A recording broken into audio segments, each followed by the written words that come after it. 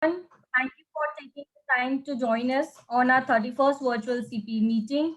I also acknowledge and appreciate the presence of our speaker, sir, C. Shashikant Barve. Thank you so much, sir, for taking the time to join us on Sunday morning on the topic Code of Ethics, important aspects that will guide and help us as a member to act in compliance with the provision of codes of ethics. As the saying goes, every accomplishment starts with the decision to try. I believe that by participating in this webinar, we are at the right place and at the right time. Together, let us accelerate the exchange of ideas and scaling up of good practice. With this, I request our convener, Madam C. Ritu Agarwal, to present her thoughts and share her view on this. Thank you, Sheetal. Good morning, members, and good morning, speaker, sir. Hope all are doing well and in good health. Friends, ethical codes are the fundamental principles that accounting professionals choose to abide by, enhance their profession, maintain public trust, and demonstrate honesty and fairness. Unlike other professionals, chartered accountants contribute to the core of growing businesses, be it small or big. It has been one of the most sought after professions in India. Much of the reputation of CAs are due to rigorous trainings, make them practically jack of all trades as the domain of finance is concerned. In spite of the sea changes in the global trade system and practices, the requirements of CAs has been remained steady, because of which the ethical behavior and its responsibility are becoming more intact to this profession. The ethics in contemporary terms is not a domain that has to be separate from practical work. It should become a habit that should be inculcated in behavior of professionals to manage their temperaments and should be strong enough to withstand any selfish motives. The ethics of chartered accountants have therefore been codified, and as ethical compliances has always been the philosophy of profession. The members of institute where in practice or in service are required to comply with the code of ethics. With the ever dynamic business environment and increasing complexity and compliances, the ethical dilemma faced by an accountant is different from that faced by him a decade ago. Accordingly, it becomes imperative to revise the ethical framework for chartered accountants to keep pace with changing dynamic of the professions. So to throw light on this, we have a very learned speaker, CA Shashikant Barve sir with us. And I would like to take the opportunity to introduce speaker sir. Just a second.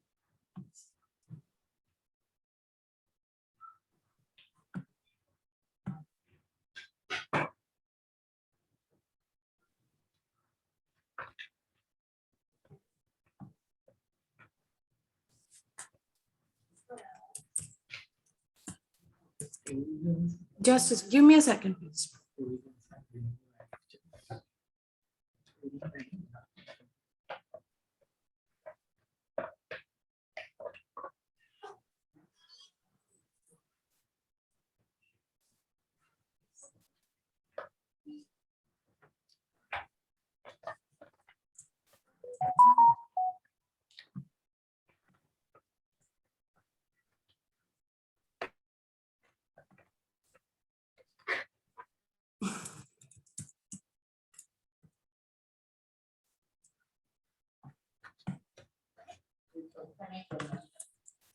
CA Shashikant Vasudev Barve sir is MCOM and FCA, member of ICAI from 1976.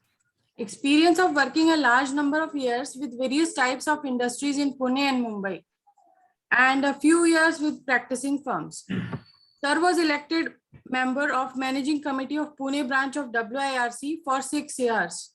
Was chairman of Pune branch in 1985-86. During that tenure, that Pune branch had acquired the premises in Appa Balwant Chowk, Pune. Sir was elected member on Managing Committee of Western India Regional Council for 6 years. Sir was elected member of Council ICAI New Delhi for 3 years, 1997 to 2000. The branch regional council New Delhi has taken a lot of initiative for benefit of members, the students during that tenure. Sir, I have taken up a lot of issues affecting the profession from time to time in last many years. Also helped many members in representing their cases before ICAI disciplinary committee. With this, I request sir to please take the charge. Thank you. Thank you, Ritu. Thank you, Sheetal. Thank you, Mr. Nikunj. At the outset, I'm sorry, because of some technical problem, there was some delay in my getting connected for the meeting. But anyway, we'll start now. This ethics is a very important subject. And from our childhood, our parents have told us the basic principles of ethics. They have explained to us that always speak the truth. And that is exactly what we certify the reports as showing true and fair view. They have also told us that whatever you do the work properly and with utmost attention. That is exactly the professional competence and due diligence. They have also told us go on learning new things always. That is exactly the continuing professional education. And they had also told us not to involve ourselves into some sort of misconduct. Now, that is exactly the Schedule 1, Schedule 2, which gives the consequences of certain acts and omissions when the misconduct clauses get attracted. So the ethics has been taught to us right from our childhood. Now, we will study various aspects in this webinar. We will study what is code of ethics, what is the importance of code of ethics, how the code of ethics got developed, how the code of ethics is administered, and interestingly, we will also see the provisions of the new bill, that is CA Cost Accountant and Company Secretaries Amendment Bill 2021, that may be of interest to members. So we will see what are the provisions of this new bill. Then we will see what is meant by other misconduct.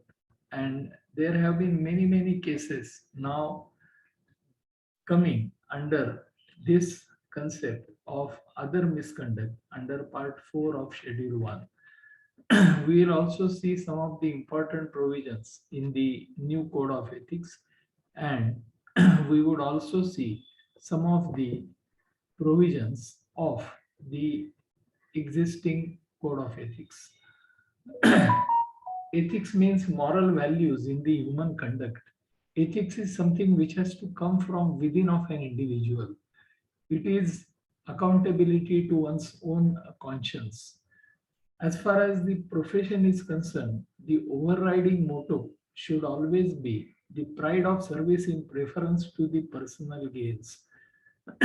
Ethical values and legal principles are closely related, but the ethical obligations exceed the legal duties in some cases. Like, take an example, if a person has been taken to police custody for inquiry into certain serious criminal charges, in the meantime the elections are declared, and legally he can contest the elections, but ethically should he contest the election? No. So the ethical obligations may far exceed the legal duties in many cases. In the present business environment, the companies, their management, their employees, the banks and institutions who have lent money to the company, the direct tax authorities, indirect tax authorities, certain other government authorities, and various regulators, particularly also the business community and the society at large, all have put tremendous trust in the services rendered by the chartered accountants, and therefore there is a concept of public interest responsibility now cast on the chartered accountants. So the code of ethics is important also from two other important aspects. When there is a self-imposed code of ethics like what we presently have, it is of great practical value because it proclaims to the public that the members of the profession will discharge their duties and responsibilities properly and keeping the concept of public interest in mind. So there is an assurance to the prospective clients that if the member does not render the service properly, there is some professional body who will inquire into the conduct and may punish the member if necessary. So this is one important aspect how the code of ethics is useful. The other important aspect is there are various regulators like ICAI, NEFRA, SEBI, RBI. Now, all these authorities are keeping close watch on the reports which have been submitted by the statutory auditors. If they find any objections in the reports or if any complaints are lodged with these authorities, they issue notices to the practicing members. Now, when such notices are received, if the member can prove with documentary evidence that he has complied with the requirements of code of ethics which is prescribed by the professional institution, then there are less chances of his being held guilty. So this is another practical advantage that the compliance with code of ethics works as a shield for the practicing members. Now we'll see, we have seen what is code of ethics, why it is important. Now we'll see development of code of ethics. The first Code of Ethics edition was printed in 1963. At that time, it was known as Code of Conduct. Thereafter, there have been various revisions, and in 2009, there was the 11th edition of the Code of Ethics. There have been changes in the Code of Ethics due to the changes in the expectations of the various stakeholders. Now, from 1st July 2020, the new Code of Ethics 2019 has become effective. ICAI is a member of the IFAC and therefore the standards prescribed by ISBA, that is the International Standard Board of Accountants, have to be taken into consideration before the ICAI finalizes its code of conduct for the members. Accordingly, the 12th edition, that is the Code of Ethics 2019, has been published. The Code of Ethics has been issued as a guideline of the Council.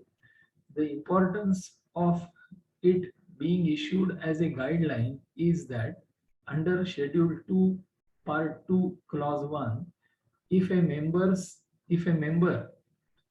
is involved into contravention of any of the provisions of the Act, regulations, or the guidelines, then it is treated as professional misconduct. Therefore, the compliance with the new Code of Ethics is very much important. There are 3 volumes in the new Code of Ethics. The first volume is the conceptual framework about what are the fundamental principles of the Code of Ethics and how the same should be implemented in practical situations. The second volume is rule-based, which gives all the clarifications for the various clauses in the first schedule and the second schedule. And it also gives the various guidelines given by the institute so that the members would have to comply with the necessary provisions of the various clauses as given in volume 2 so that they would not get caught for the professional or other misconduct. The volume 3 is a book which contains for last many years whatever cases have been decided, the summary of those cases has been given in volume 3. Now this is about the development of the code of ethics. Now we'll see how the code of ethics is administered. In short, the the council has established disciplinary directorate under section 21 of the Chartered Accountants Act. The disciplinary directorate involves various authorities like director discipline, board of discipline, disciplinary committee, and the appellate tribunal. The first authority, basic, is a director discipline. Whenever the complaint or information is received by the director discipline, there is a process which has been prescribed under the investigation rules 2007 as to how the disciplinary proceedings would be conducted. So whenever some complaint is received by the director discipline, a copy of the complaint is sent to the respondent firm, and the firm is expected to disclose who are the partners or employees, who are the members, who are accountable for giving the necessary replies, who have undertaken that particular assignment. If the details are not submitted, then in that case, all the partners of the firm become answerable for replying that complaint. When the complaint is forwarded, the respondent is asked to submit a written statement initially within 21 days, and then he is given additional time if necessary of 30 days. After receipt of the written statement is forwarded to the complainant, and the complainant again is expected to give a rejoinder within 21 days or the extended time of 30 days. The director discipline can call for any further information from any of the parties. So based on the complaint, the written statement, the rejoinder, and the compiled information, the director discipline forms a prima facie opinion about the occurrence of the misconduct and whether the particular member is guilty of any of the clauses of the first schedule and the second schedule of the CA Act. There are two schedules to the Act, first schedule and the second schedule. The total there are 34 clauses combined in both the schedules. In first schedule there are 19 clauses, in second schedule there are 15 clauses. The first schedule consists normally of the provisions which relate to member dealing with the institute matters. That is whether he has formed partnership properly with other CAs, whether he is involved into advertising or solicitation, whether he is employed in the other engagements, etc. In the second schedule, the severity of offenses is much more, and therefore the punishments in the second schedule are more than those prescribed for the first schedule. If the director discipline forms a prima facie opinion that the respondent is guilty in the clauses of first schedule, then the case is forwarded to the board of discipline. If the director forms a prima facie opinion that the respondent is guilty for both the clauses in the first schedule as well as in the second schedule, or only in the second schedule. In that case, the matter is forwarded to the disciplinary committee. If the director discipline comes to conclusion that there is no prima facie case, in that case he submits the papers to the board of discipline, who will decide whether to close the matter or make further investigations. The when the case is received by the board of discipline, again the same process like which is followed by director discipline, the same process is followed. The prima facie opinion along with the written statement, rejoinder, complaint, evidence collected by director, all are sent to the respondent who is supposed to give the rejoinder, a written statement, and again the complainant can submit a rejoinder, and the board of discipline will thereafter grant a hearing. The board of discipline follows the summary disposal procedure for handling the cases. So normally there are no witnesses, etc. There would be affidavits taken if required from certain parties in relation to certain matters which are covered by the investigation. Now, if the board of discipline comes to conclusion that the member is guilty for actions or omissions mentioned in the first clause, first schedule of the CA Act, in that case, he can grant one or more than one punishments. Now, either he can reprimand the member or he can charge fine up to rupees 1 lakh, or he can remove the name of the member from the register of members up to period of 3 months.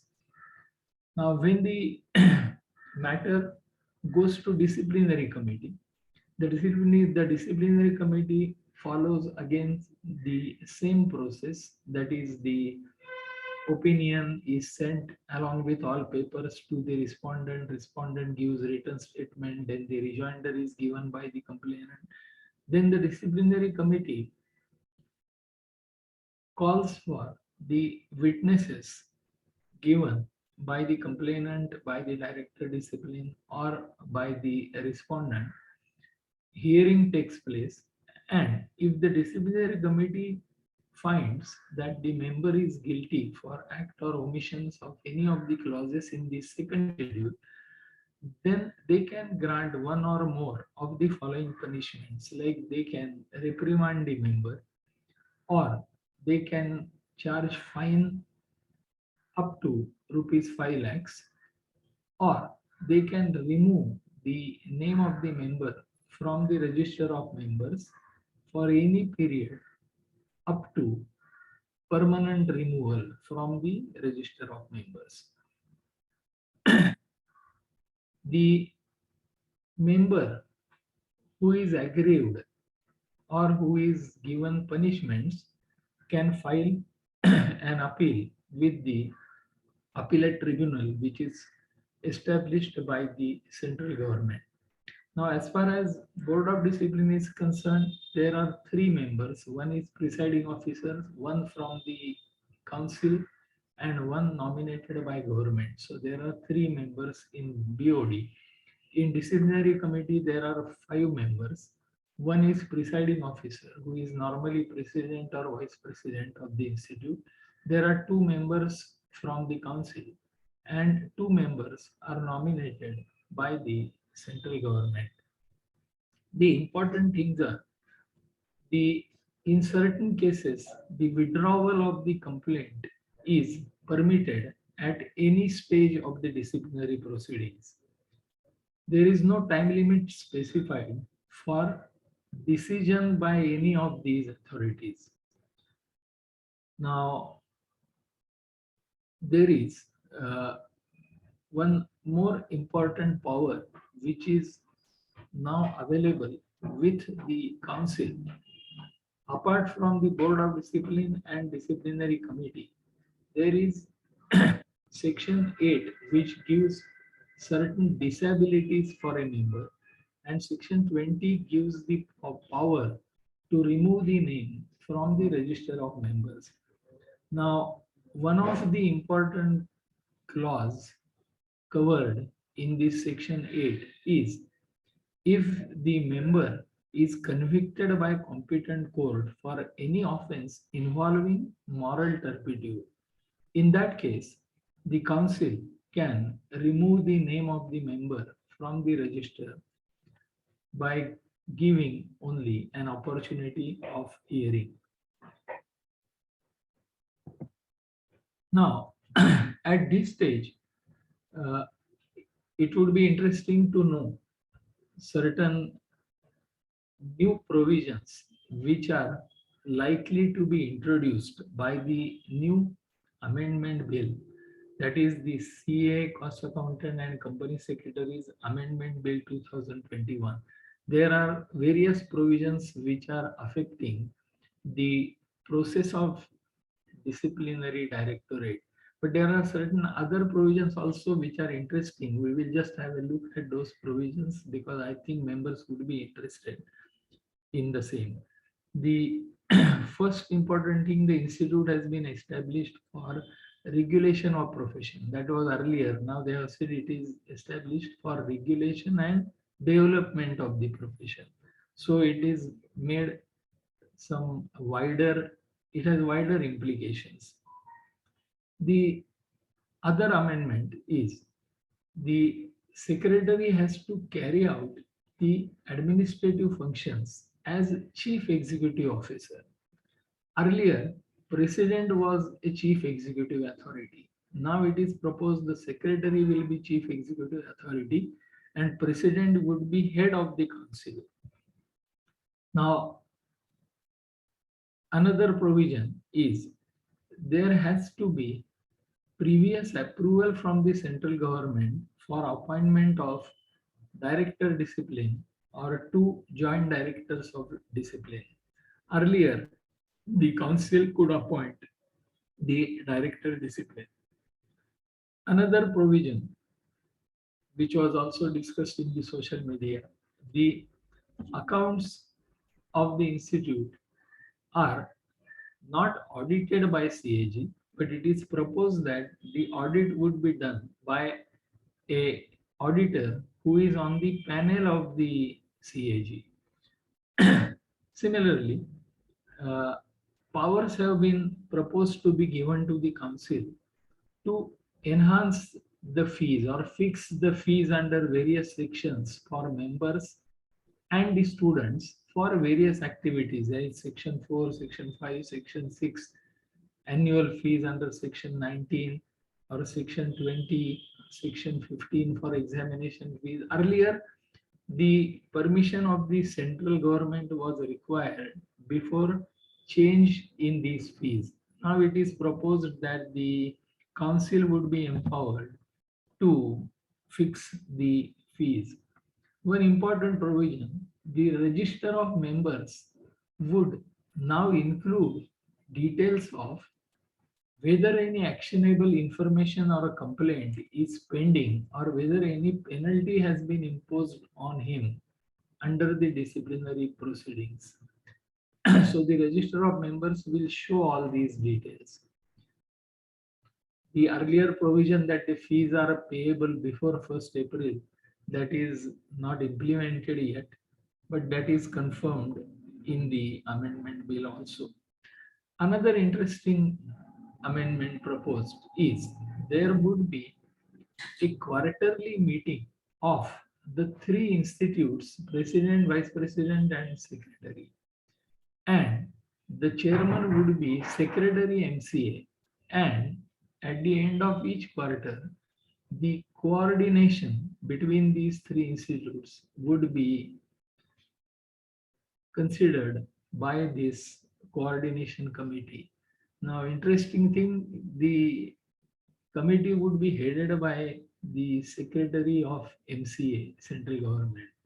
So one can see how the thought process is going on at the central government level.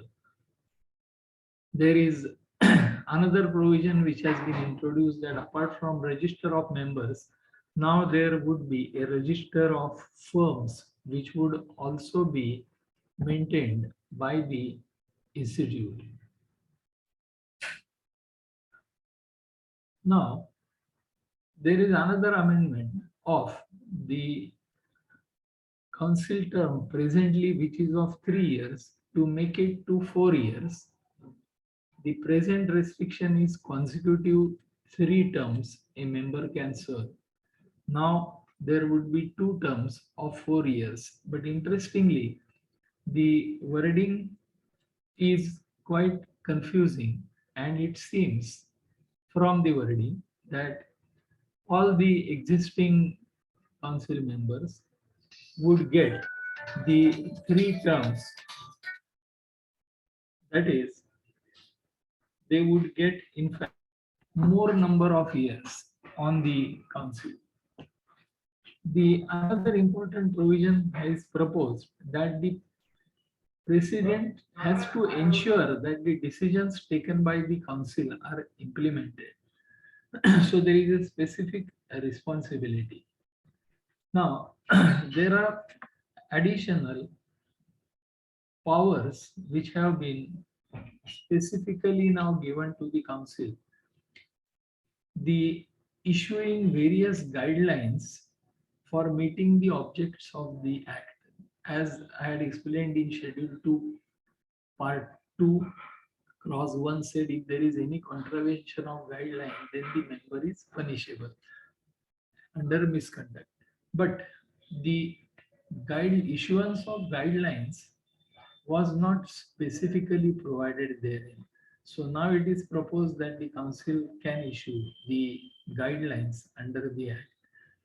Plus, there are other specific powers which have been given, like investor awareness programs to be conducted, or to enter into MOU or MRA with the other institutions and allowing them to function under the act. Now, there are other provisions which are proposed, that is, there is a bifurcation of the functions between the council and the institute. So, sir, the administrative functions are now proposed to be given as to be undertaken by the institute, and the council has the different functions which are specified under section 15. Now, as far as the disciplinary process is concerned, there have been important amendments. The first amendment proposed is the director discipline and two joint director of disciplines. They would be appointed, and their appointment, reappointment, or their termination would require prior central government approval. Also, it has been specifically provided that the directorate can do suo motu investigation in certain cases. The process of the investigation also is going to undergo a change. At the director discipline level, it is now expected that within 30 days of the receipt of information or a complaint, the director discipline shall decide whether a complaint or information is actionable or it needs to be closed as non-actionable. If it is non-actionable, in that case, it would be submitted to the Board of Discipline within 60 days, and they would take a decision on the matter. In case the director discipline considers that the information is or the complaint is actionable, in that case, he will ask the written statement from the respondent within 21 days plus extended 21 days time. The same would be forwarded to the complainant. The complainant would give the rejoinder within 21, maybe plus another 21 days, and the director discipline shall submit a preliminary examination report stating whether the prima facie case is made out against the member or against the firm. Now, here an important amendment is proposed which says that if there is a complaint from certain government authorities and if it is accompanied by the investigation report by that agency and the evidences, in that case, the same will be treated as preliminary examination report and it will go accordingly immediately to the next stage, maybe Board of Discipline or Disciplinary Directorate. Now, coming to Board of Discipline, the case is similar, like the offenses under first schedule go to Board of Discipline, offenses under first schedule plus second schedule or only second schedule go to disciplinary committee. Now the change which has been proposed is, earlier there were 3 members on the Board of Discipline, 2 from the institute and 1 from the government nominee. Now it is proposed that there would be 3 members, but 2 members would be nominated by the central government and both of them have to be non-members. They would be non-CAs and there would be 1 member from the suggested by the council. So against earlier 2 institute and 1 central government, now there will be 2 from central government members and 1 from the council, and the central government nominated members would be non-chartered accountants. Similarly, the punishments also are proposed to be enhanced. That is, in the case of the Board of Discipline, the punishments would be either to reprimand or remove the name of the member for 6 months instead of earlier 3 months, and the fine may be up to rupees 2 lakhs against earlier fine of rupees 1 lakh. The disciplinary committee, the punishments to be granted by disciplinary committee have also been proposed to be expanded. They can either reprimand the member or they can remove the name of the member permanently or for such period as they may deem fit. The fine has been increased from 5 lakhs to rupees 10 lakhs. The important provision which is proposed for bringing firms into the area of the disciplinary directorate. Earlier, the action could be taken only against a member and not against the firm.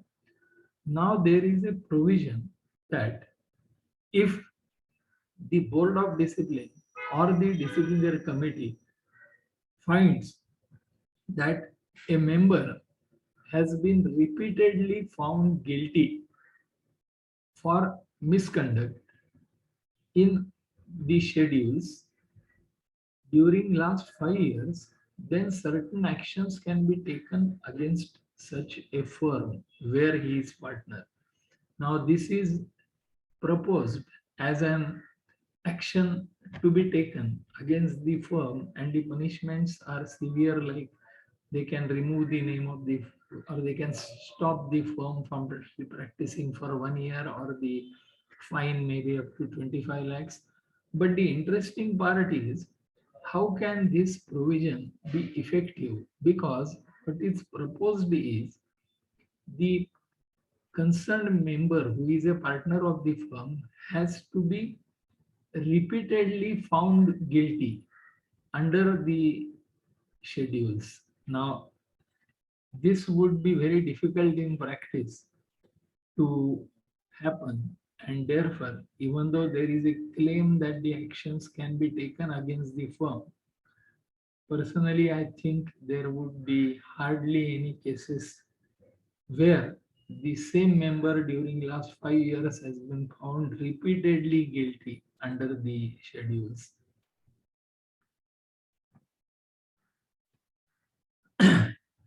There is a specific provision made in the Schedule 2 now, which says that the professional misconduct will involve a case where the member acts as auditor of the company in contravention of the necessary provisions of the Companies Act. There are other amendments where the penalties and the imprisonment period have been substantially enhanced under various sections like section 24, 24A, 25, 26, where a non-member claims to be a member or practices as a member, or when a member is not holding COP but still he is practicing as CA, or the companies are getting engaged into the practice of auditing and it is not permitted, etc. Another important provision which is relating to quality review board. Now, quality review board has been established by the central government with presiding officer plus 10 members, and they give the recommendations to the council about improvement of the quality of the services rendered. Now it is specifically provided that if the quality review board comes across any cases of non-compliances with the statutory provisions by the members, then the quality review board can forward the case to the disciplinary directorate for further action. There is a specific provision now proposed to be made that even though action has been taken under this particular scheme of disciplinary directorate, still that does not bar actions to be taken by various other regulatory authorities. So this is an expressly a provision is proposed to be made. Now, these are the interesting amendments which are proposed in the new amendment bill. I thought let members be aware of what is happening in this area. Now, we'll come to the principles of the basic principles involved in the new code of ethics. We have seen the importance of the three different volumes in the code of ethics. The part 1 in volume 1 about the basic framework of the code of ethics. The part 1 is applicable to all the members, that is complying with the codes, or what are the fundamental principles and what is the conceptual framework.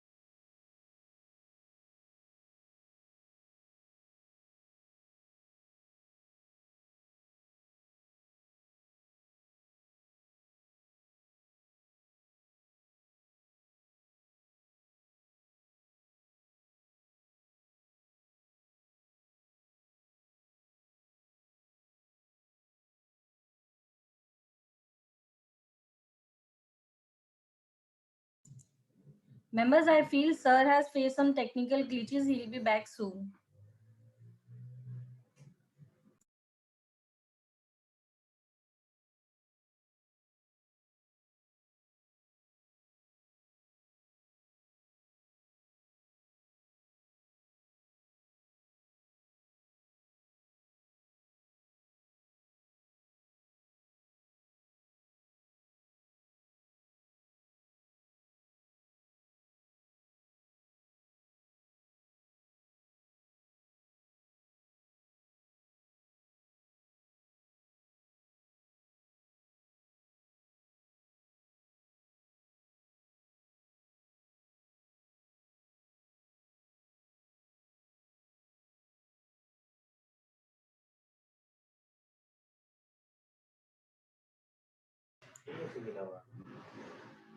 Meanwhile, member may take opportunity to post their queries in the chat box if any.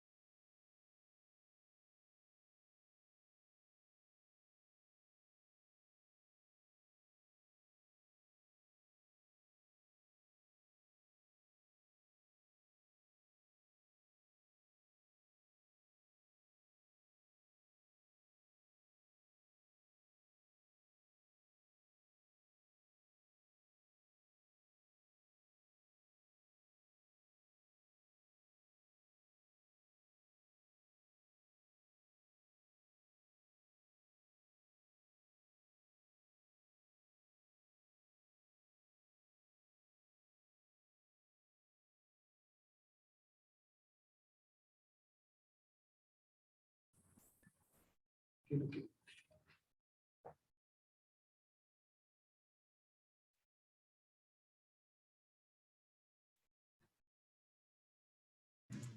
Sir, you can share your screen, sir. Okay. Is it visible now? Hello. Yes, sir. Yes, sir. It is. Yes, sir. There was some problem. It got disconnected. So we are speaking of the part one. So the part one applies to all the members and it gives the conceptual framework, fundamental principles, etc. Part two relates to the professional accountants in business, that is the members in service. Part 3 is professional accountants in public practice, that is the members in practice. And there is part 4, which relates to the international independent standards, that is the independent standards prescribed for audit and review assignments, and 4B relates to the independence for the activities other than the assurance engagements. Just a minute.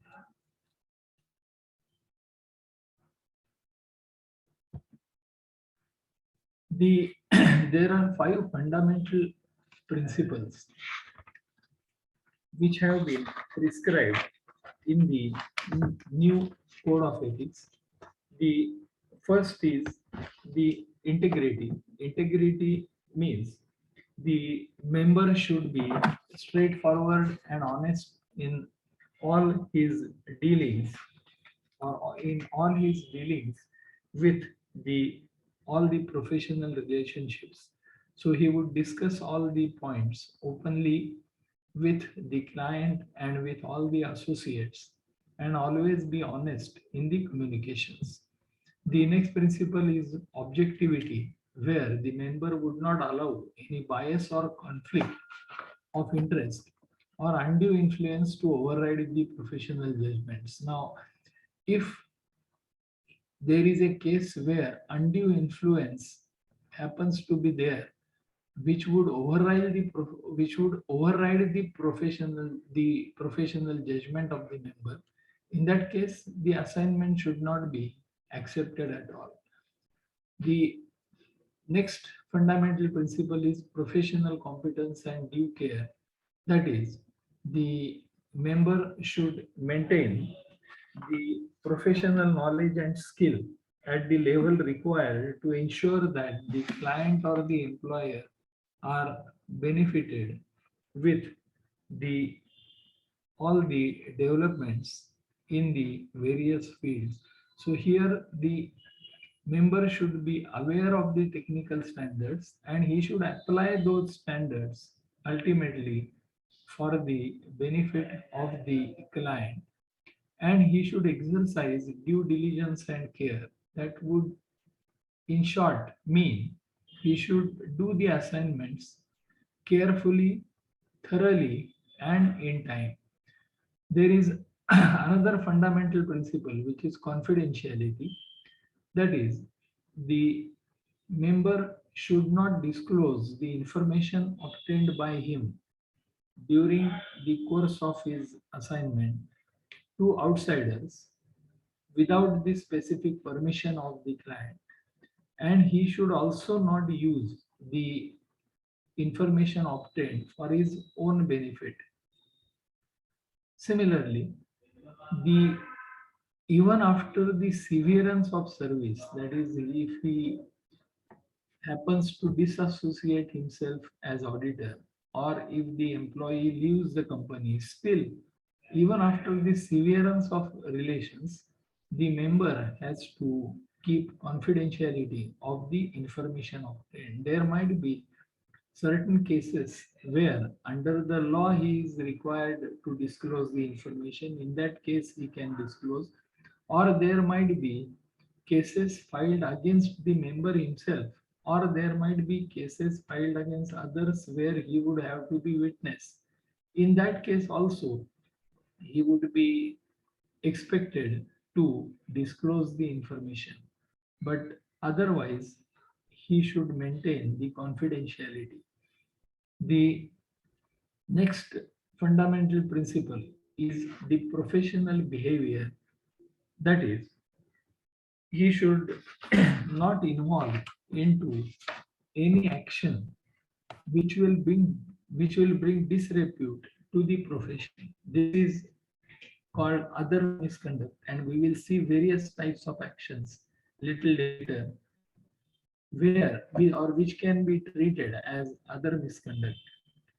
Here, the member should always follow the advertisement guidelines. He should not make exaggerated claim of his services, or he should not make undue comparison of his services with the other members.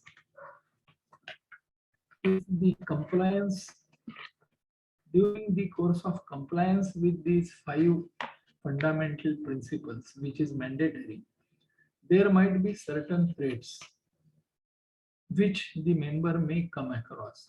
There may be self-interest threat where the member may be interested in the activities of the clients.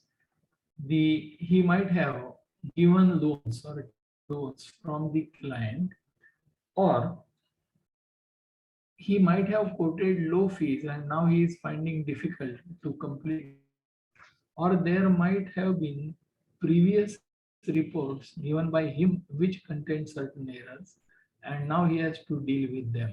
So there would be self-interest threats involved in such cases.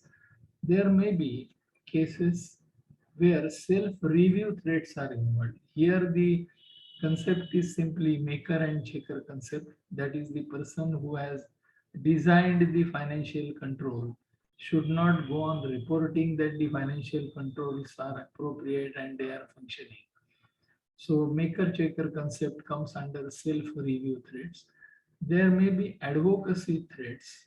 That is, the member may argue the cases of the client to such a level that the objectivity of the assignment may get compromised, where he may be, say, fighting for changes in the legislation for the benefit of client, or he might be promoting the sale of shares by the client. So these would be advocacy threats. There would be possibility of familiarity threats. That is, maybe his spouse is director in the, or he is a member of a trust, or his partner is a director on the board of the client, etc. So the if there is familiarity involved, in that case, the reporting may be more sympathetic to the interest of the client. Lastly, there can be intimidation threats. So if there is a disagreement between the employee and the employer about handling certain matters, or there is disagreement between the auditor and the management about reporting on a particular aspect. In that case, there might be threats like the auditor may be removed, or the employee may not be given promotion, or there might be threat to the employee of termination of service. So there are fundamental principles and there will be threats while actually undertaking the assignments. So there would be a necessity rather of implementing certain safeguards. So there are certain safeguards which are created by regulation or the profession, like there is reporting of corporate governance principles or compliance with corporate governance, or there are guidance notes or accounting standards, auditing standards prescribed. So the member can display that he is bound to comply with those requirements.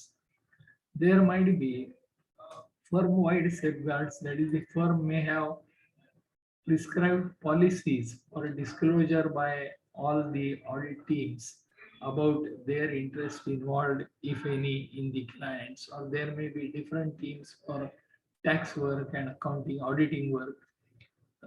There may be certain engagement specific safeguards, like more number of staff can be allocated to the job, or specific training relating to that particular act if the certification is under that act is involved. So there would be getting opinion or advice from the other specialized agency in such cases of the engagements. Or there might be safeguards within the client's atmosphere or environment itself. There may be internal auditors reports, there may be internal control mechanism set up where the reports would be available.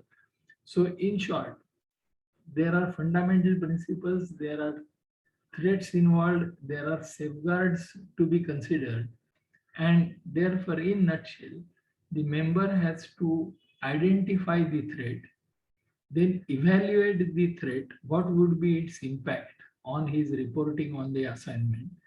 Then he would apply certain safeguards.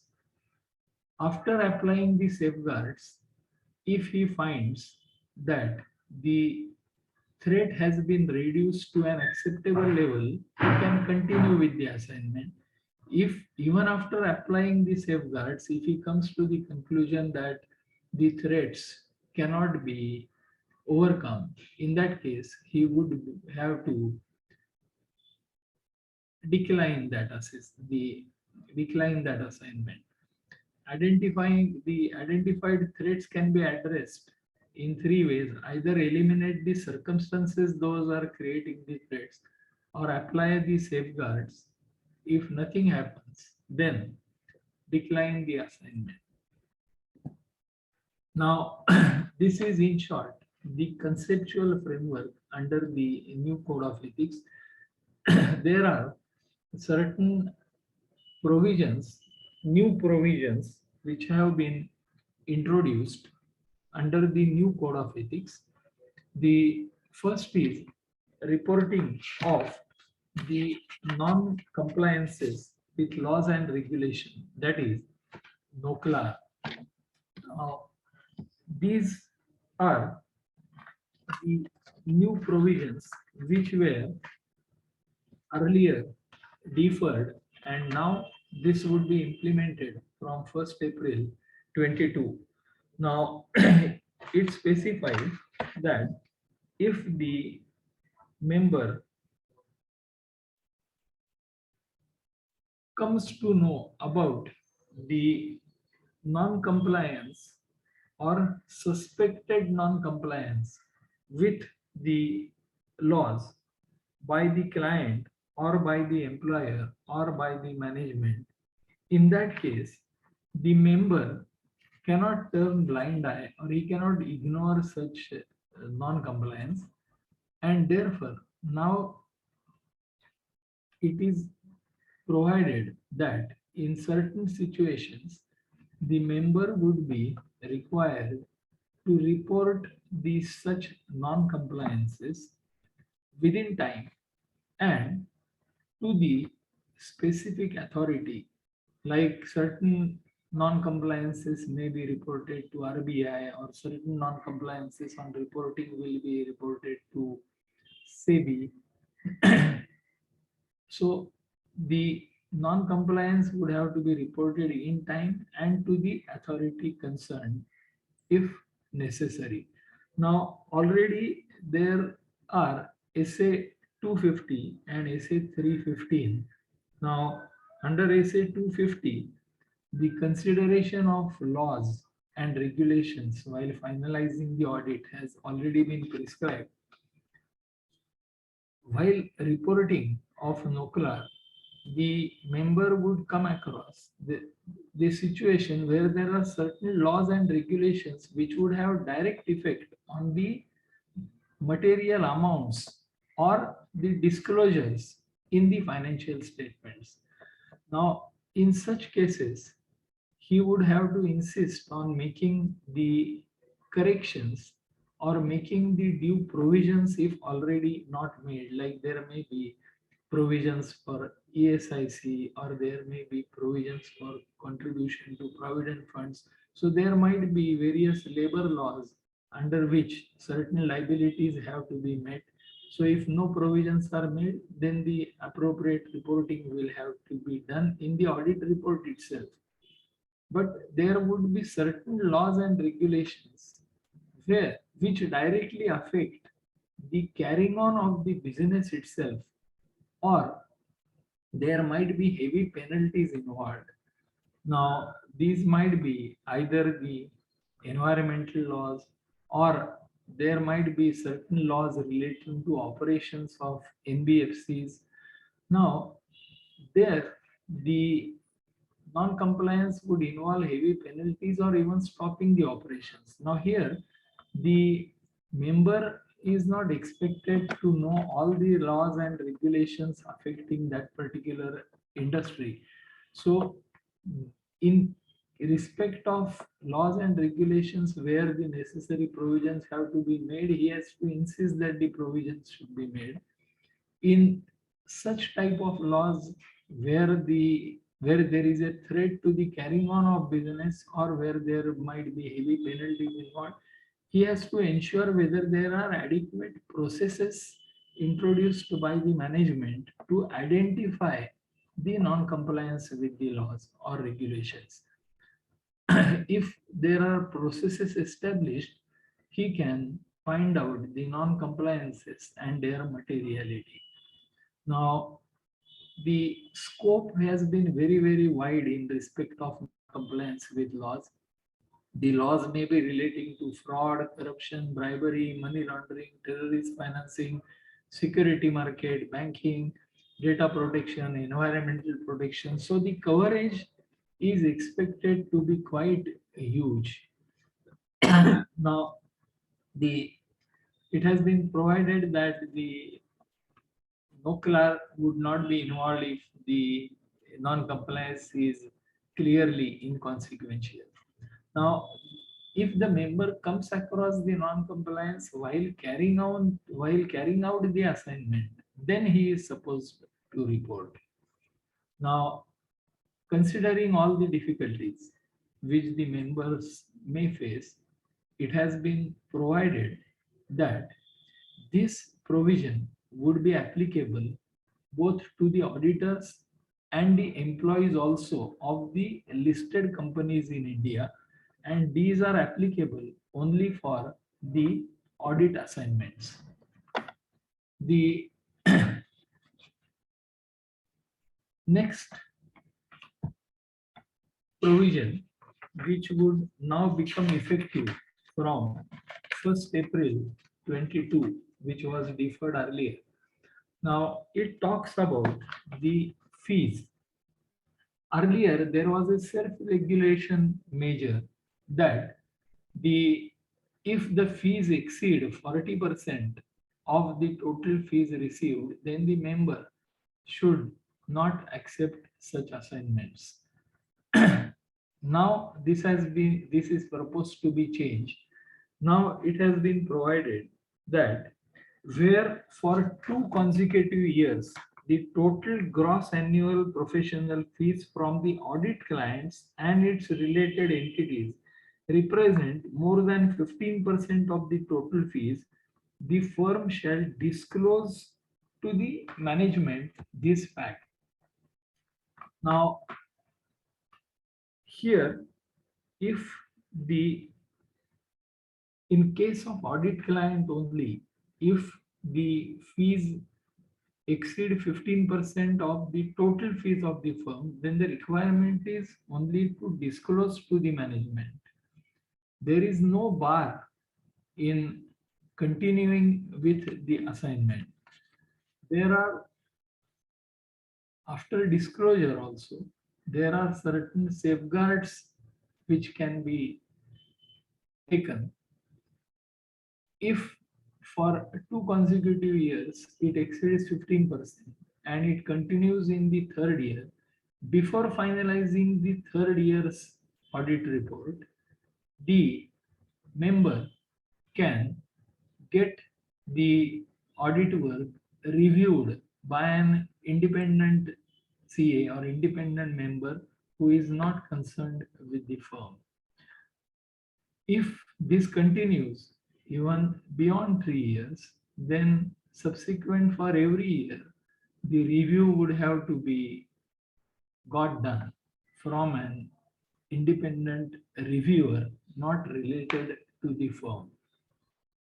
This restriction is not applicable if the total fees do not exceed 5 lakhs or there is no ceiling where the audit is for government corporations or public undertakings or banks or institutions where the appointments are made by the government. Now this is applicable only for fees received from audit client. There is one more matter which is being discussed is if fees for earlier year is pending, whether the assignment can be undertaken. So it has been clarified that even though the fees for earlier year is pending, there is no bar in doing the audit for the subsequent year. Only certain safeguards would have to be taken. That is, certain part of the fees, partial payment of the overdue fees should be received, and their work should be reviewed by an appropriate reviewer who would not be normally engaged with the audit team. If the overdue fees are substantial, then in that case, there would be a problem where the member has to consider whether the volume of the overdues is so high that it can be considered as giving a loan to the client. In that case, there would be a problematic situation. And in that case, he would have to decide whether he should continue with the engagement. There is another provision which relates to undertaking certain administrative services. Now, there is separation of work between management and the auditor. The auditor is not expected to assume the management responsibility for certain works. He cannot undertake the work which is expected to be done by the management. That is, the management is involved in planning, operations, and control over man, machines, materials, money. So the operations are undertaken by the management. So auditor should not do any activity which is expected to be done by the management, but giving advice or giving assistance to enable the client to meet the requirement would be permissible. There are certain services which do not involve any professional judgment. They are clerical or the jobs of a repetitive nature where there is no much professional judgment involved. Such type of works can be undertaken, which would be like word processing services or preparing administrative or statutory forms for the client, submitting such forms as instructed by the client, monitoring statutory filing dates or advising the audit client of these dates. Such type of activities would be permissible, but only the safeguard expected to be taken is there should be a particular management level employee of the company who should be made accountable, and the auditor should report the about these work to such a management representative. He should take instructions from that particular management grade employee, and he should also report to that management grade employee. There has been certain restrictions which have also been introduced. There were already restrictions like statutory auditor cannot do internal audit, he cannot do bookkeeping and accounting for the client. Similarly, recruitment services earlier were given by the members, but and there are lots of activities involved in recruiting a particular position, right from giving the advertisement, interviews, referral checks, and all. So now it has been provided that searching for or seeking out the candidates, that work will not be done by the members, and undertaking reference checks of prospective candidates, that work is not permitted to be done by the members. Another important change which is coming from 1st April 22, and that is an important change which relates to the taxation services. Earlier, the stand taken by the authorities was that under section 144 of Companies Act, item G, there is a clause management services. If management services are rendered, then the audit cannot be undertaken. That was a disability. But a view was taken that the taxation services are not covered under the management services. Based on regulation 191, there is a separate provision that the member can undertake the advisory services or representation services for cost, financial or taxation matters, provided the appointment is not on salary basis or full-time basis. So it was considered that this will not be covered by the restrictions. So in the case of taxation services, earlier, all types of services could be rendered. Now the amendments would cover certain aspects like the tax preparation work. Now here there would not be any threat involved. This work can be undertaken. There might be tax calculation for the purpose of preparing accounting entries, like making tax provision. Now these are subsequently audited by the member. Therefore, there would be self-review threat, and this work cannot be undertaken. There might be tax planning or other tax advisory services. Here, there would be threats relating to self-review, or there might be cases of advocacy threats. So here, the proper care would have to be taken while rendering these services by providing appropriate safeguards, like the taxation services are to be rendered by a separate section or by department in the case of big firms. And the advocacy should not be get attracted. So it will be difficult to provide the tax planning or advisory work after 1st April 22 unless certain safeguards are established. Similarly, assistance in the resolution of tax disputes, that is representation before the tax authorities. Now, here there would be the advocacy threats involved. So, if the amounts, etc., or the impact is huge on the financial statements or the profitability, in that case, this type of work would have to be undertaken very carefully with proper safeguards. Or in certain cases where straightway it is advocating the client's case, such assignments should not be accepted at all.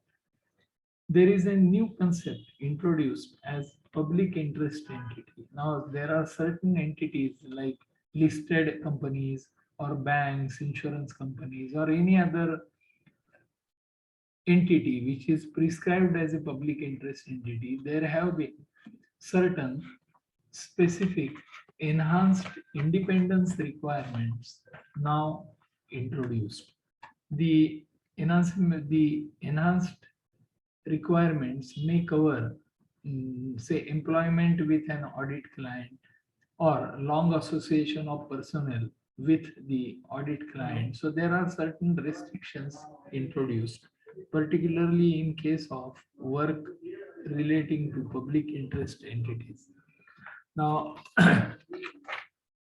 the another amendment is the inducements now have been explained in detail.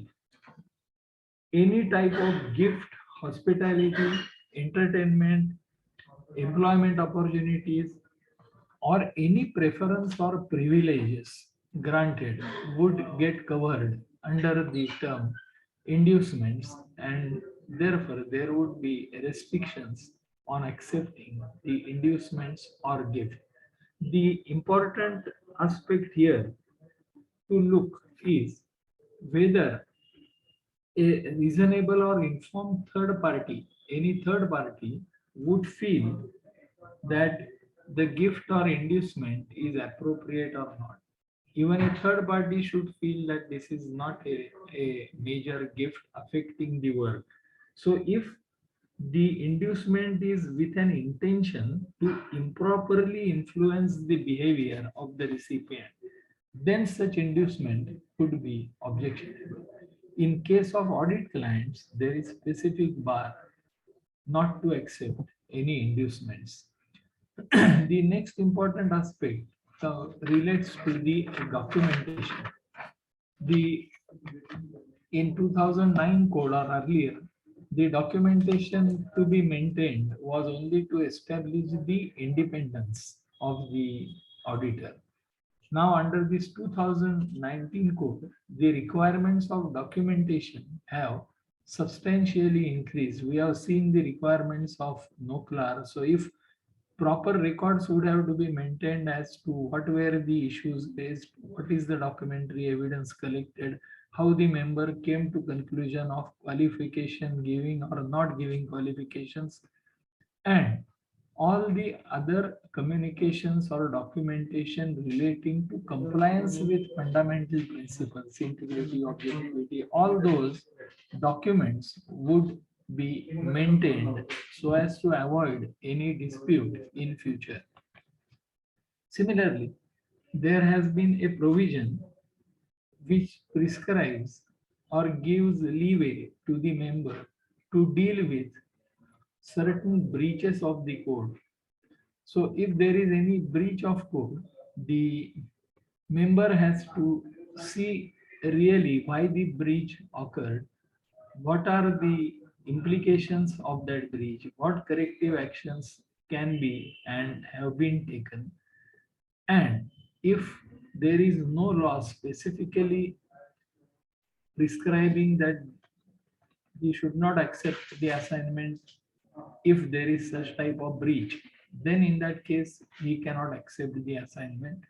Otherwise, he can take the corrective steps and see the impact on the final report and then decide whether he can appropriately deal with the unintentional breach of certain provision of independence requirement. Now, certain other services are now permitted. Insurance brokerage is not insurance brokerage is permitted, but insurance agency is not permitted. Acting as valuer is now permitted.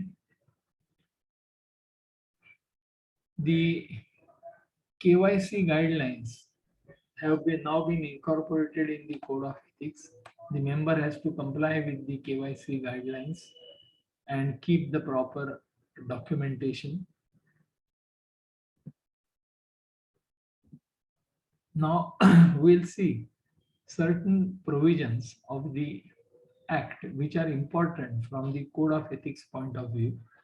The importance, the first important thing is there are only two classes of members: the members who are in practice and the members who are otherwise engaged.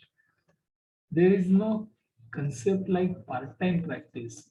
Every member is entitled to hold a COP. Even the members in the employment can hold COP. But the council has passed resolution under regulation 190A, where they have said that for certain attestation services, audit, certification, etc., the attest function would get barred in case the member is involved in employment or in business, or he is whole-time director, etc. So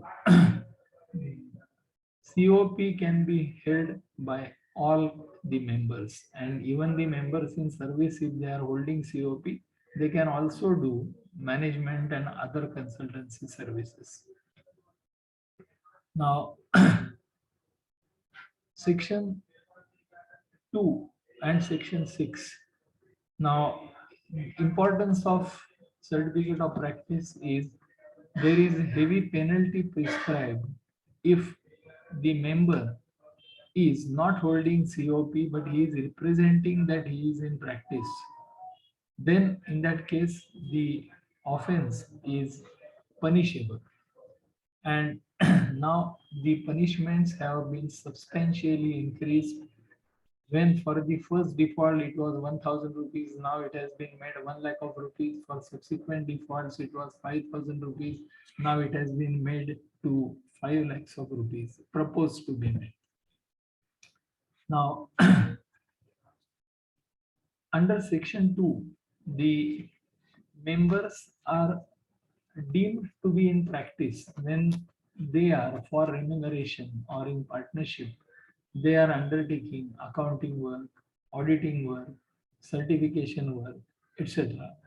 And under section 224, it has also been specified that the member can undertake management consultancy and other services which would be permitted by the council.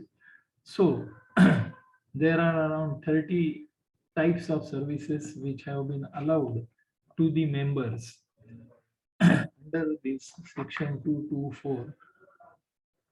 The list has been given in the presentation. The only additions are administrative services which we have seen earlier can be done. Insurance brokerage can be received, but insurance agency cannot be undertaken. Now, there is, say, under section 7, every practicing member shall, and those who are not in practice may use the designation of chartered accountant and no other designation in substitution thereof or in addition thereto can be used. The descriptions which relate to directorship in other companies or members of political parties, CSLs of political parties, holding different positions in the clubs. This type of the description is not permitted. The member cannot describe himself as IT lawyer, financial consultant, GST consultant, etc. The qualifications given by those institutions where there is memorandum of understanding or mutual recognition agreement, there those degrees can be used. ICAI diplomas only are allowed, but the certification courses, those qualifications are not permissible to be used under Section 7. Under Section 25, the companies should not engage in the accounting service, that is accounting and the auditing services. Now, only the member in his individual name or in proprietorship or partnership or as LLP, the services can be rendered.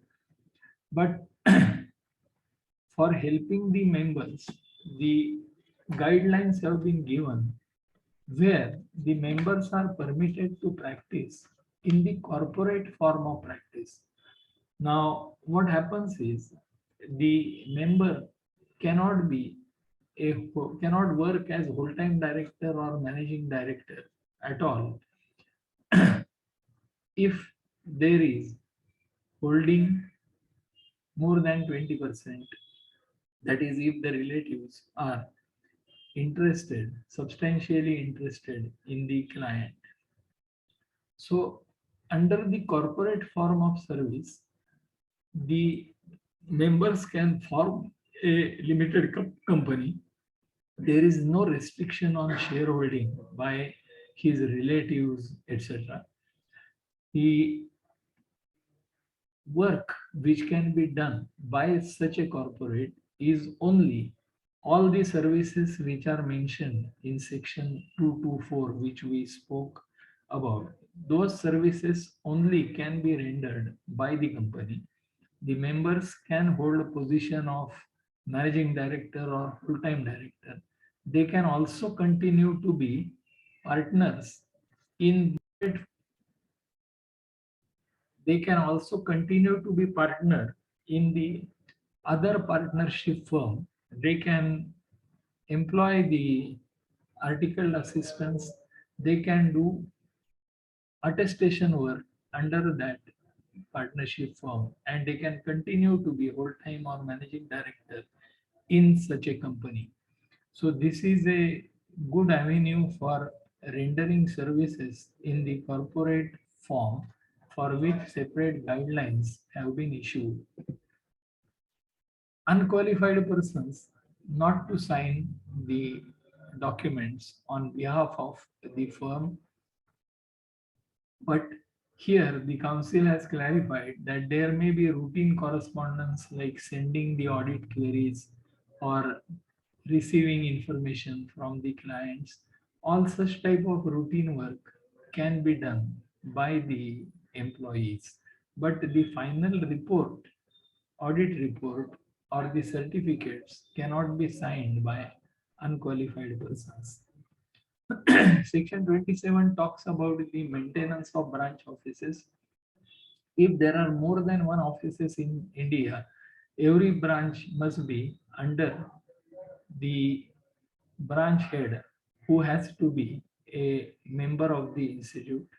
There are certain concessions given that if the second office is in the same building or in the same city or within a range of 50 kilometers from the municipal limits of the city, in that case, the head of the branch may not be a member of the institute.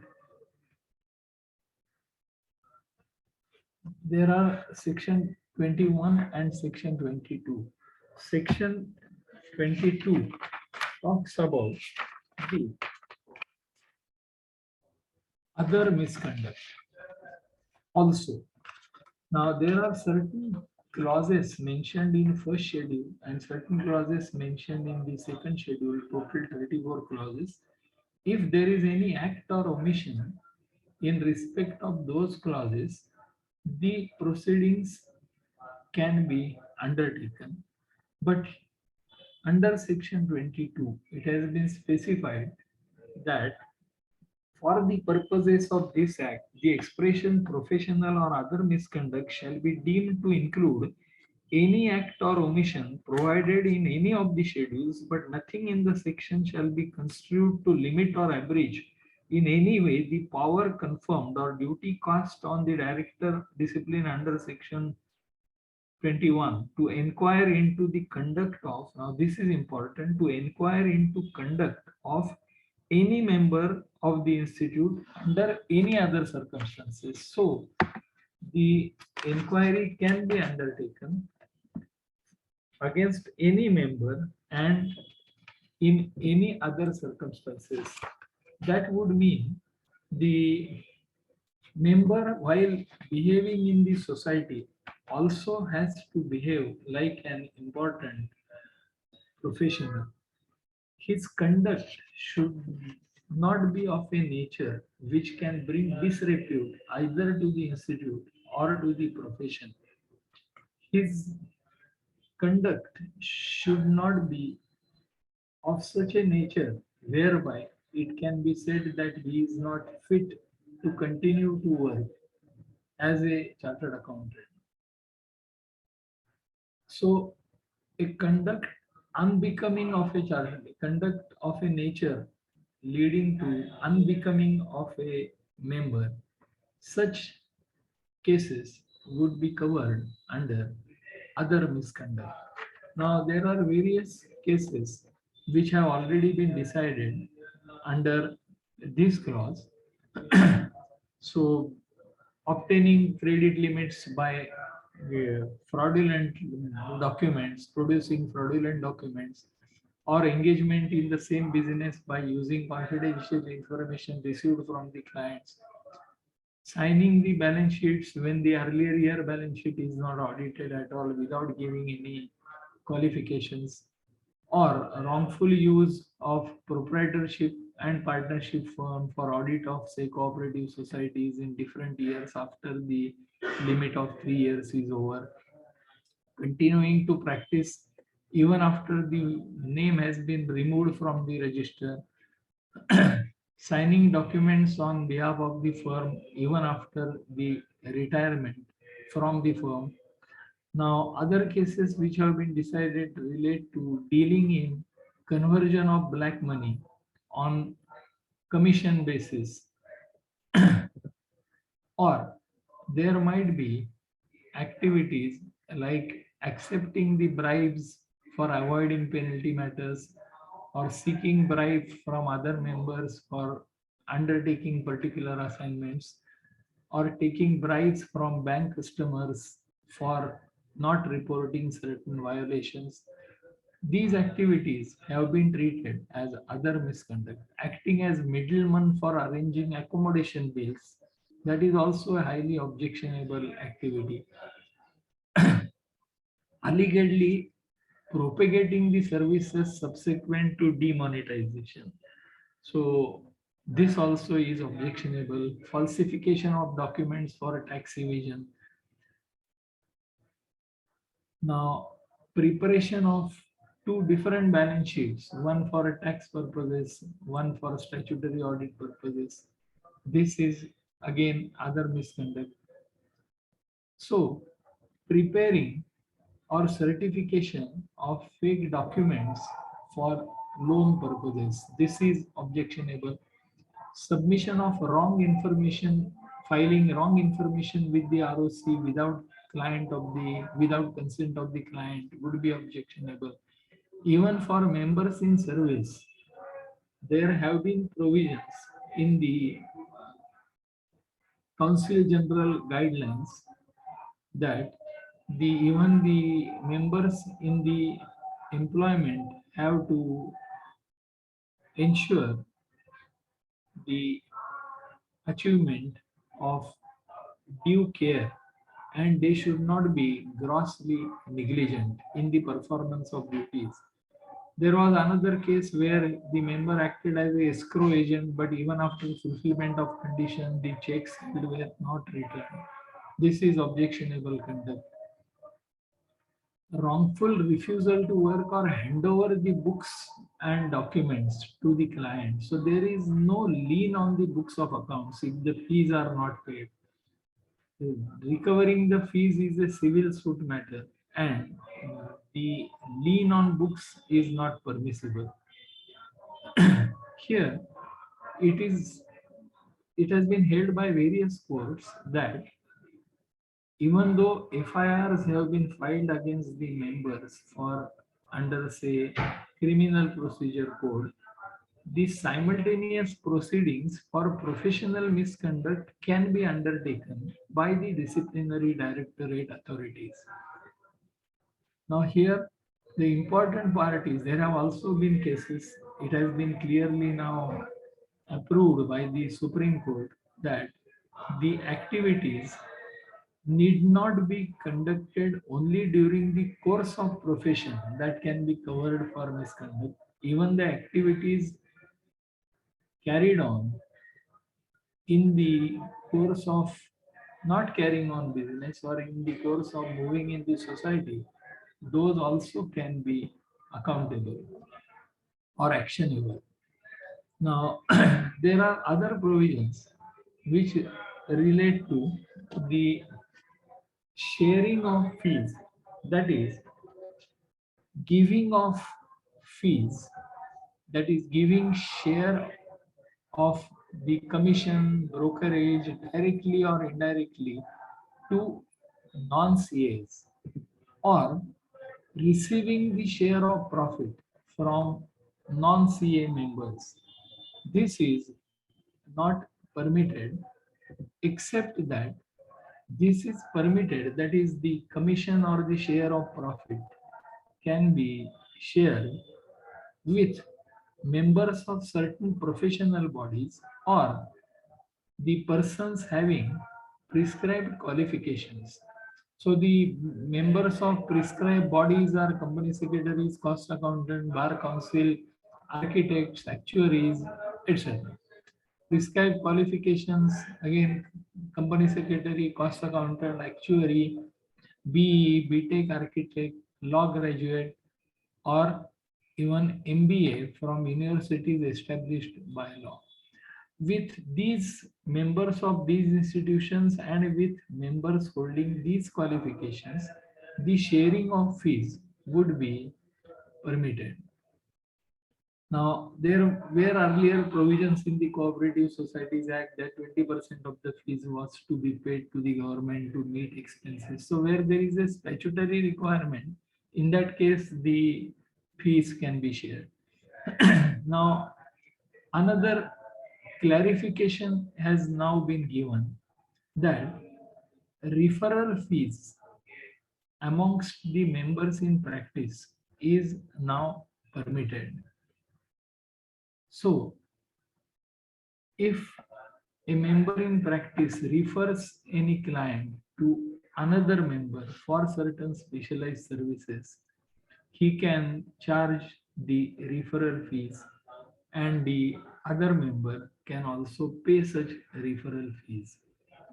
The here here only there are two elements which have been given in the Code of Ethics Volume 1, which says that this creates a self-interest threat and therefore the referral fees would need to be disclosed to the client.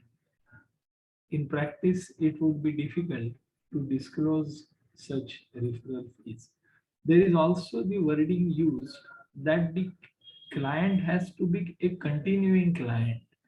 So if the client is, if the member is giving certain services to client X and now he needs certain services which the member is not giving, or there are certain other specialized fields where he can refer the client to the another member who is giving such service.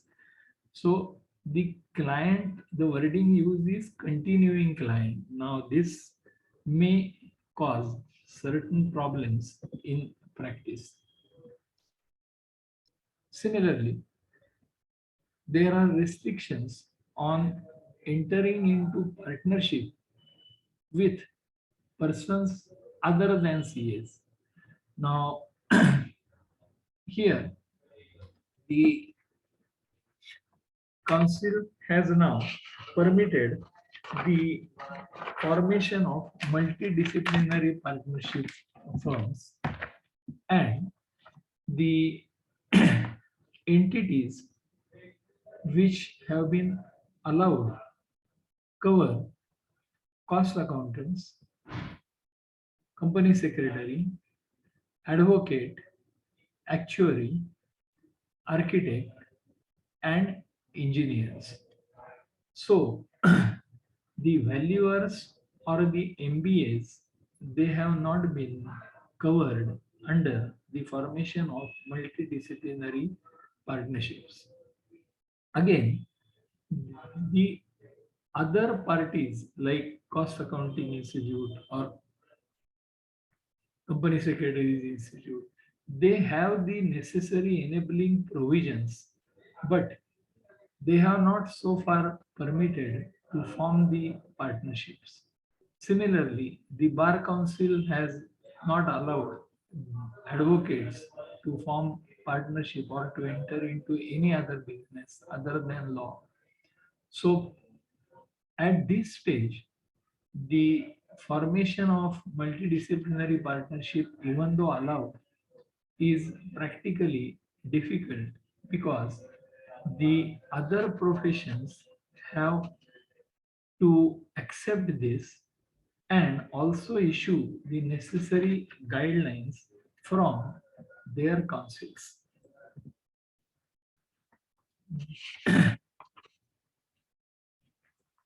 Now, other provisions which relate to the acceptance of audit, it has been given under clause 9 of part 1 of the first schedule that the audit appointments should be accepted after ascertaining the compliance with the company law requirements. The compliance with section 139 and 140 of the Companies Act 2013, those provisions must be complied with before accepting the appointment. So there are detailed guidelines given in volume 2 Code of Ethics how to check such compliances, that is whether there are casual vacancies or whether the member has been, the auditor has been removed or he has resigned, and there might be various sections, compliance with sections which would need to be checked before accepting the audit by the incoming auditor. There is another provision which relates to the non-communication with the previous auditor. This has been causing a lot of cases. It has been said that a chartered accountant in practice shall be deemed to be guilty of professional misconduct if he accepts a position as auditor previously held by another chartered accountant or a certified auditor who has been issued certificate under the restricted certificate rules without first communicating with him in writing. So the requirements are not of NOC from the auditor who is outgoing. The requirement is only communicating. The intentions are obviously good. The incoming auditor must know the real problems involved, why the change, why there is a change in the auditorship. Now, the wording used is the position previously held. It is not only in the previous year. So if there is no auditor in the previous year, but there is auditor in the earlier year, then the communication would have to be done with such an earlier auditor. Then this requirement is applicable to all types of audits. The Council General Guidelines have provided that a member of the institute in practice shall not accept the appointment if undisputed statutory audit fee of another auditor has not been paid. So the requirement is that the outstanding statutory audit fee under Companies Act or under any other statute, only the statutory audit fee has to be paid before accepting the assignment. Now, undisputed can be decided by the balance sheet signed, latest balance sheet signed by both the member and the directors of the client. So as both have signed, there would be provisions made or outstanding fees disclosed. These provisions are not applicable to SIC units. Now, while communicating, the requirement is there has to be a proof available with the incoming auditor about the communication having been sent to the earlier auditor. So the member should have communication with the retiring auditor in such manner that he has to retain in his hands positive evidence of the delivery of the communication to the addressee. Now, the requirement is the communication can be sent or rather has to be sent by registered post acknowledgement due RPAD. So communication can be sent by RPAD or by hand against a written acknowledgement, or there can be an acknowledgement of the communication from the retiring auditor on his email registered with the institute or his latest known email address. So these are the three modes which will prove that the communication has been made with the previous auditor. No other sort of communication would be accepted as proper communication. Now, there is a proposal to introduce UDIN generated document for such communication, but the guidelines have not yet been issued by the council. Now, one important area has been introduced now. There might be a case where the retiring auditor has knowledge about certain facts or issues, or he may have certain information which he feels that the incoming auditor should know such information or facts before deciding to accept the assignment.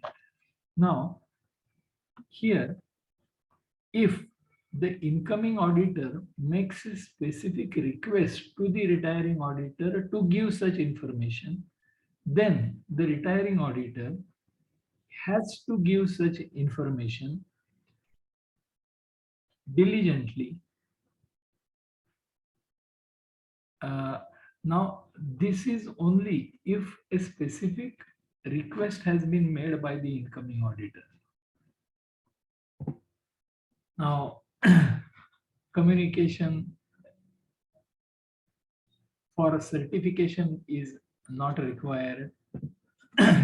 The acceptable modes of communication we have already discussed. The charging of fees on percentage basis or depending on contingent events. Now that is not permissible under clause 10.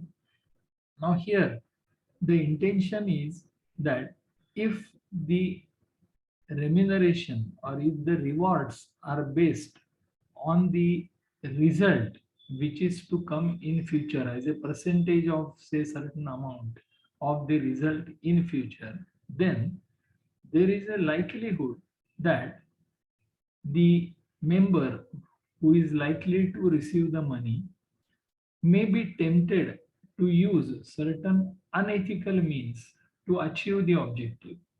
Now, such things should not happen. Like there have been cases where the circular transactions have been made between group companies, whereby the sales have been inflated, profits have been inflated.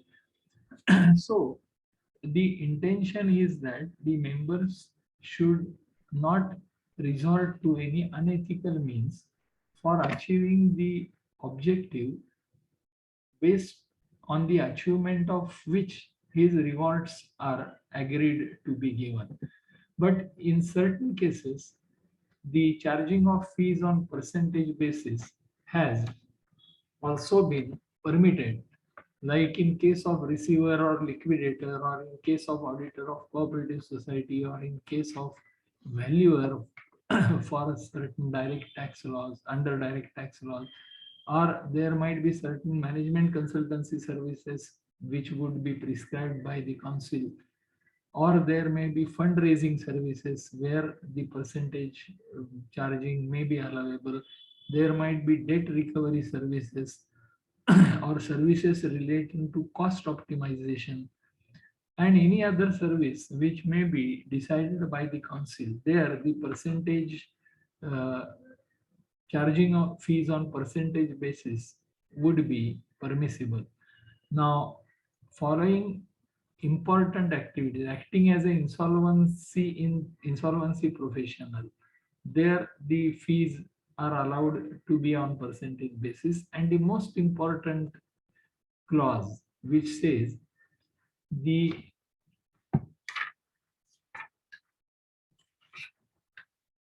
which says non-assurance services to non-audit clients.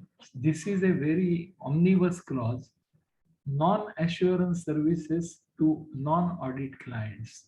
Under this category, there may be a large number of services where the charging of fees on percentage basis may be permissible. Now, another important area relates to the engagement in other occupations. So,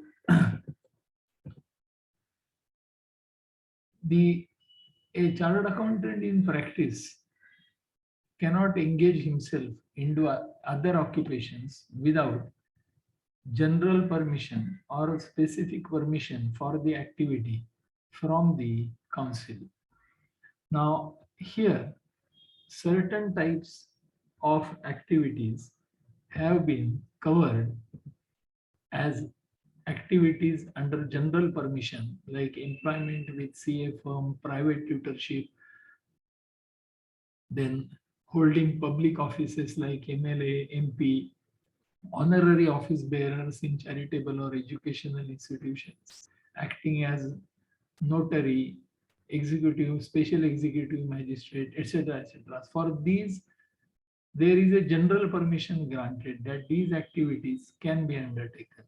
But there are certain activities where specific special permission, prior permission is required from the council, where the employment is with business concerns, provided the relatives and he himself or partners do not hold more than 20% of the stake.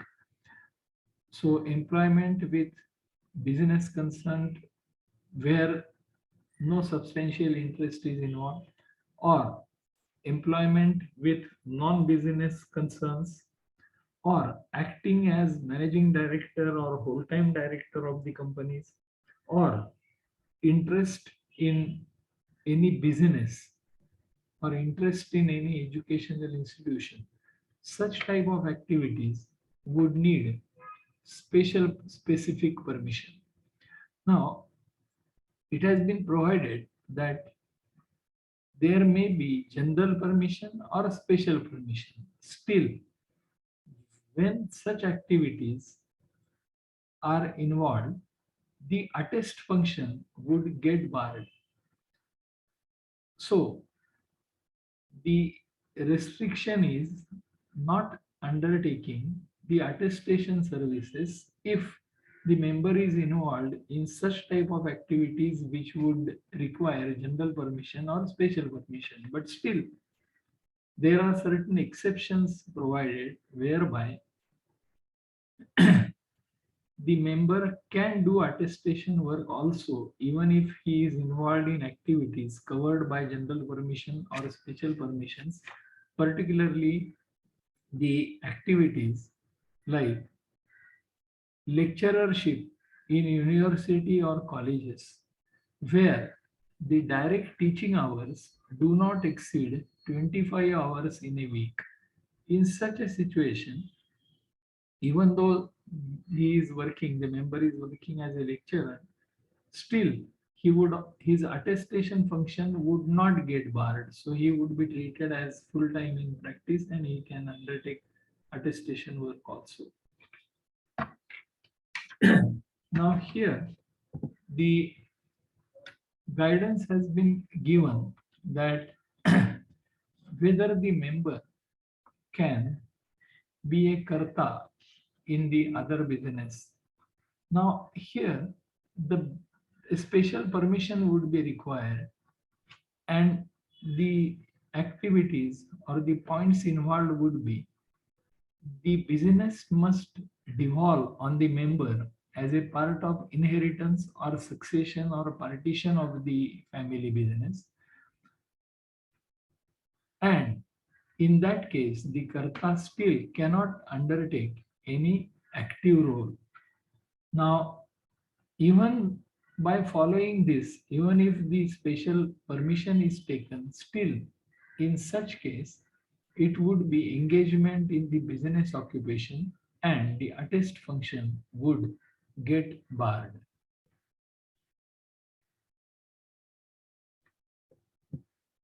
Now, here, the certain permissions have been given. A member can be a promoter and director of any company, or the member can be a director simpliciter. Director simpliciter means he is not a whole-time director or a managing director, or he only attends, the work given to him is only attending the board meetings and discuss in the board meetings various issues only, and he would not be paid any remuneration except the fees for attending such meetings. So director simpliciter would not involve himself in any of the day-to-day business of the enterprise. So being director simpliciter is allowed irrespective of the holding by the relatives or by partners, etc. Recently, engaging in derivatives business on personal account for own personal money, that has been permitted recently by the council. But undertaking derivative activities for clients is not permissible because that is carrying on a business engagement in other occupations. Now, there is a specific provision which has been given about audit of concerns in which his member himself or his partner or his relative has substantial interest. There he cannot sign or he cannot express opinion on the financial statements if he or his partner or relative has substantial interest. In case of companies, the substantial interest is more than 20% of voting power. In case of other enterprises, it is more than 20% of profits. Now there are other situations of conflict of interest, like a statutory auditor not to be internal auditor simultaneously, internal auditor not to be tax auditor simultaneously, internal auditor not to be GST auditor simultaneously. Similarly, a director of a company after he resigns from the company for a period of 2 years, he would not sign the accounts or the financial statements of that company. These are certain provisions which have been already given in the volume 2 of the Code of Ethics.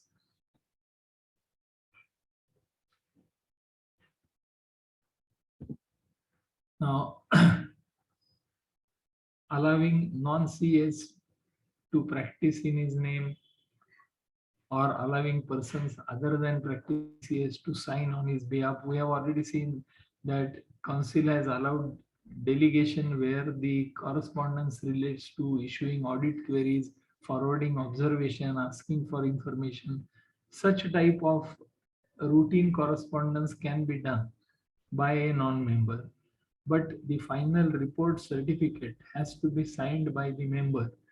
And for certificates, guidance note on reports or certificates for special purposes need be carefully studied. This guidance note gives various types of situations and how to deal with those situations while issuing the certificates for special purposes.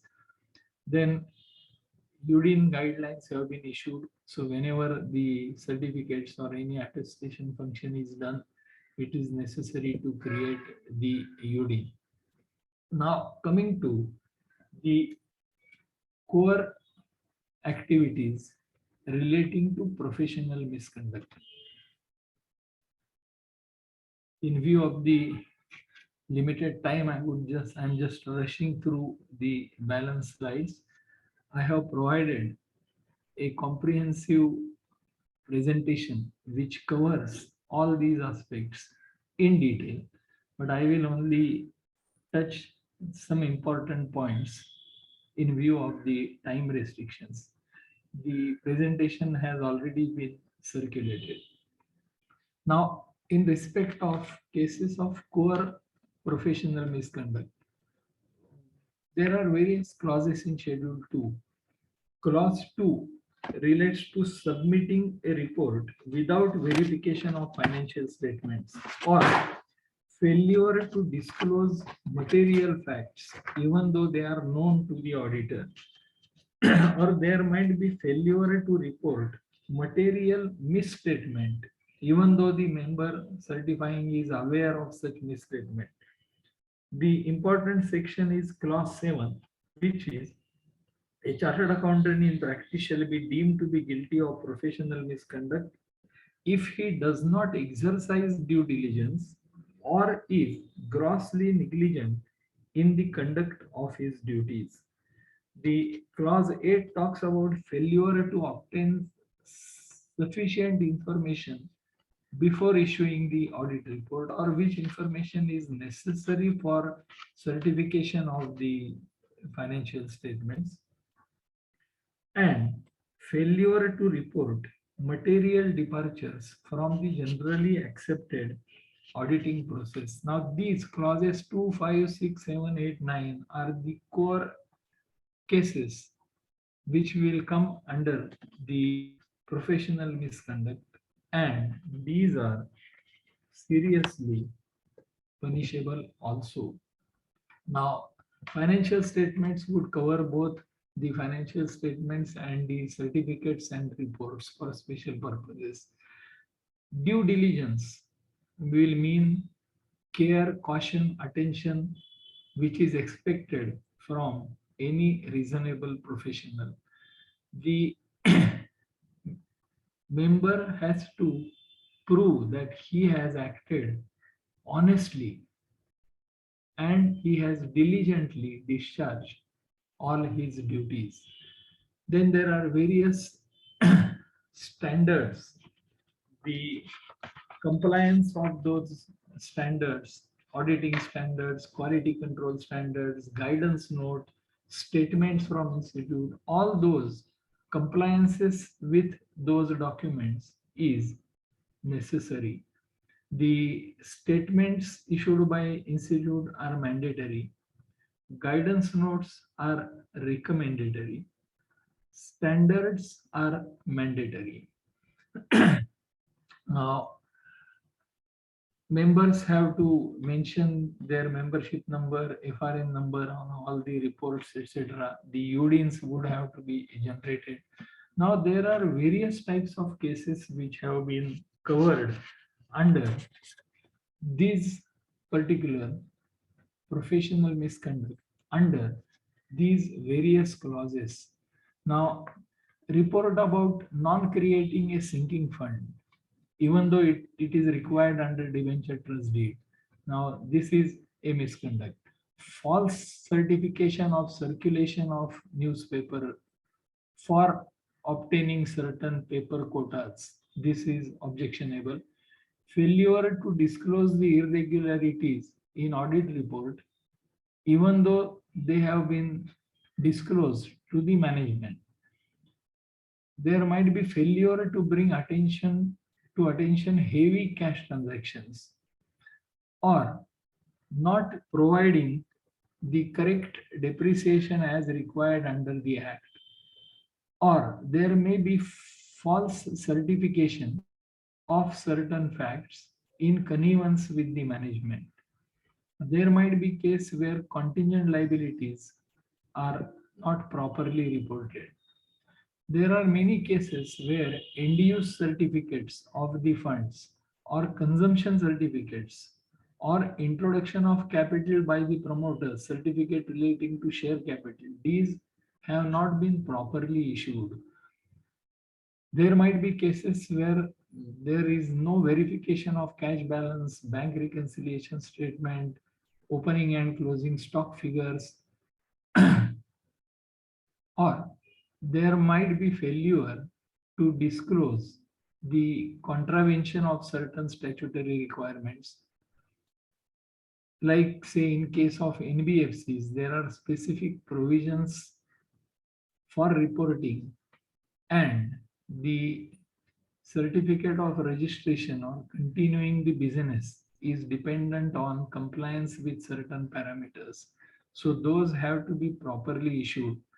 There might be a delay in completion of audit, even though all the documents have been given, and still the without any fault on part of the client, if the audit is delayed, this may be punishable. Pro forma balance sheet, issuing pro forma balance sheet. Now, pro forma balance sheet is sort of projected balance sheet. So normally projected balance sheets should not be given. If at all the projected financial statements are required to be given, in that case, the requirements of SAE 3400 should be carefully followed. Now, there are various requirements prescribed under SAE 3400. That is, what are the assumptions made by the management, how the estimates have been worked out. There are separate guidelines. So that SAE 3400 is important document which need to be studied if at all projected financial requirements are to be given. Two sets of balance sheets, if they are signed from the same set of vouchers or supporting documents, it is punishable. Audit not undertaken as per the GAAP or auditing standards, this is professional misconduct.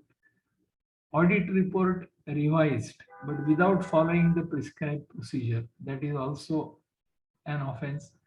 Sales are inflated for taking the export incentives or for meeting the tender criteria. So this is again punishable. Handing over password of digital signature of directors to third parties. Now this is serious because that can be used by any other third party for wrong deeds. Relying on internal auditor's report without doing own due diligence. Now these are various cases which have been held under the core professional misconduct. Now, confidentiality and custody of clients' assets. We have seen about the confidentiality. The member is not supposed to disclose the confidential information without the permission of the client, and he should not use that information for personal use. He may have to disclose the information if it is a statutory regulatory requirement. He may have to disclose the information if there are cases against him or against others where he is a witness. The money received from client has to be kept for expenses, is to be kept in a separate bank account, and it has to be used for the purposes for which it has been given. Now, there are first schedule and second schedule. There are specific provisions where not providing the information required by the council or by any of its committees or by the disciplinary authorities, if information is requested, that has to be provided. Not only the information has to be provided, but that information has also to be a correct information. So giving wrong information is also an offense. Giving wrong information while quoting to responding to tenders or for any other purposes is punishable. We have seen in detail what is other misconduct, what types of behavior can be treated as behavior unbecoming of a chartered accountant and can be covered as other misconduct. Now, another delicate important area relates to the solicitation of the professional work or solicitation of the clients. Now, this has been prohibited. The clauses covered are clause 5, securing professional business by non-permitted means. Now, the member should not she should secure information either through the services of person who is an employee or a chartered accountant or who is his partner. So only from these people he can secure the business. The business should not be secured by means which are not open to a chartered accountant. So this covers cases like the roving inquiries cannot be made for empanelment with various government departments unless the member is aware that there is a panel maintained. Then in that case only he should apply.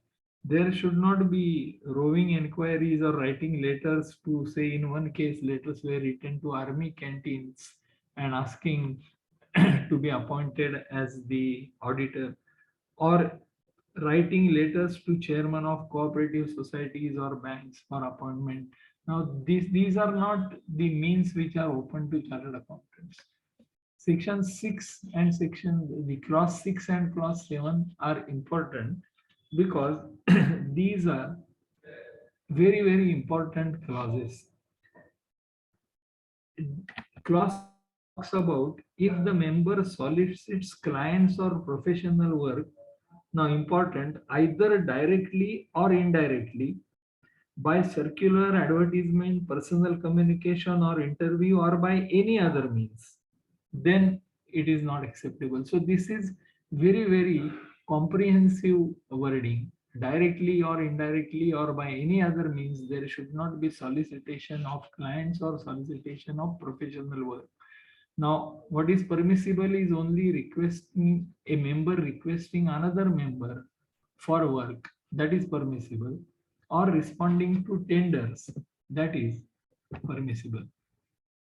Now, there is also a clarification that if a member refers a client to another member for some specialized services, that other member should not undertake any other original work given by such a referred client. There are separate guidelines issued for responding to tenders. In short, the respond to tenders can be given where the services are open to chartered accountants as well as to other professionals. response to the tenders where the services are exclusively for chartered accountants, there the responses can be given only when the minimum fees are prescribed under the tender. Now here the institute has clarified that they can call for any papers or documents to prove how the quotation has been arrived at by the members while responding to the tenders. Similarly, clause 7. Clause 7 is a very wide clause relating to solicitation and advertisements. Now, it says a chartered accountant in practice shall be deemed to be guilty of professional misconduct if he advertises his professional attainments or services or uses designations or expressions other than chartered accountants on professional documents, visiting card, letterheads, or signboards, unless it be a degree of university, etc., etc. So, important is he should not advertise his professional attainments or services rendered by him, and he should not use designation or descriptions which are not permissible. We already seen what types of wordings can be used, what cannot be used. There are various restrictions, but there is an important provision, and the members can use this provision which will save them from the other restrictions put on advertisement. There are, under advertisement guidelines, a write-up is allowed to be circulated. Now, write-up means the writing of particulars according to the information given in the guidelines, setting out services rendered by the members or firms, and any writing or display of the particulars of the members in practice or firms issued, circulated, or published by way of print or electronic mode or otherwise, including in newspaper, journal, magazines, websites, in push as well as in pull mode, in accordance with the guidelines. So now this is a very, very good step or facility given to the members whereby they can follow the guidelines and circulate the write-ups. Now, if you see the wording which we have read, it can be the circulation in the newspapers, journal, magazine, websites, and it can set out information relating to services rendered by the firm. So this is a very good facility given to the members, and I think this can be used by many members to their advantage. The I will only touch in another 5-10 minutes other clauses. I know we are crossing the time limit. The association with network, that is an issue which was on the social media about aggregators like BNI and others. So it has been clarified that association with only those networks which are registered with the institute, that association with such network only would be permissible. Association with other networks for service aggregators, where the services by all other professionals also are registered there, in such type of network is not permissible for association. Now here, for members information, the Ethical Standard Board has launched a new portal and the search engine portal of CA firms and individual CAs.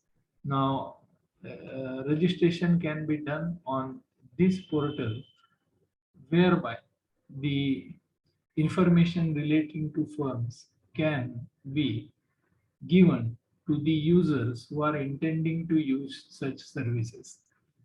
Now, there are various other clarifications given, like what is permissible and what is not permissible. The some important clauses we will see. The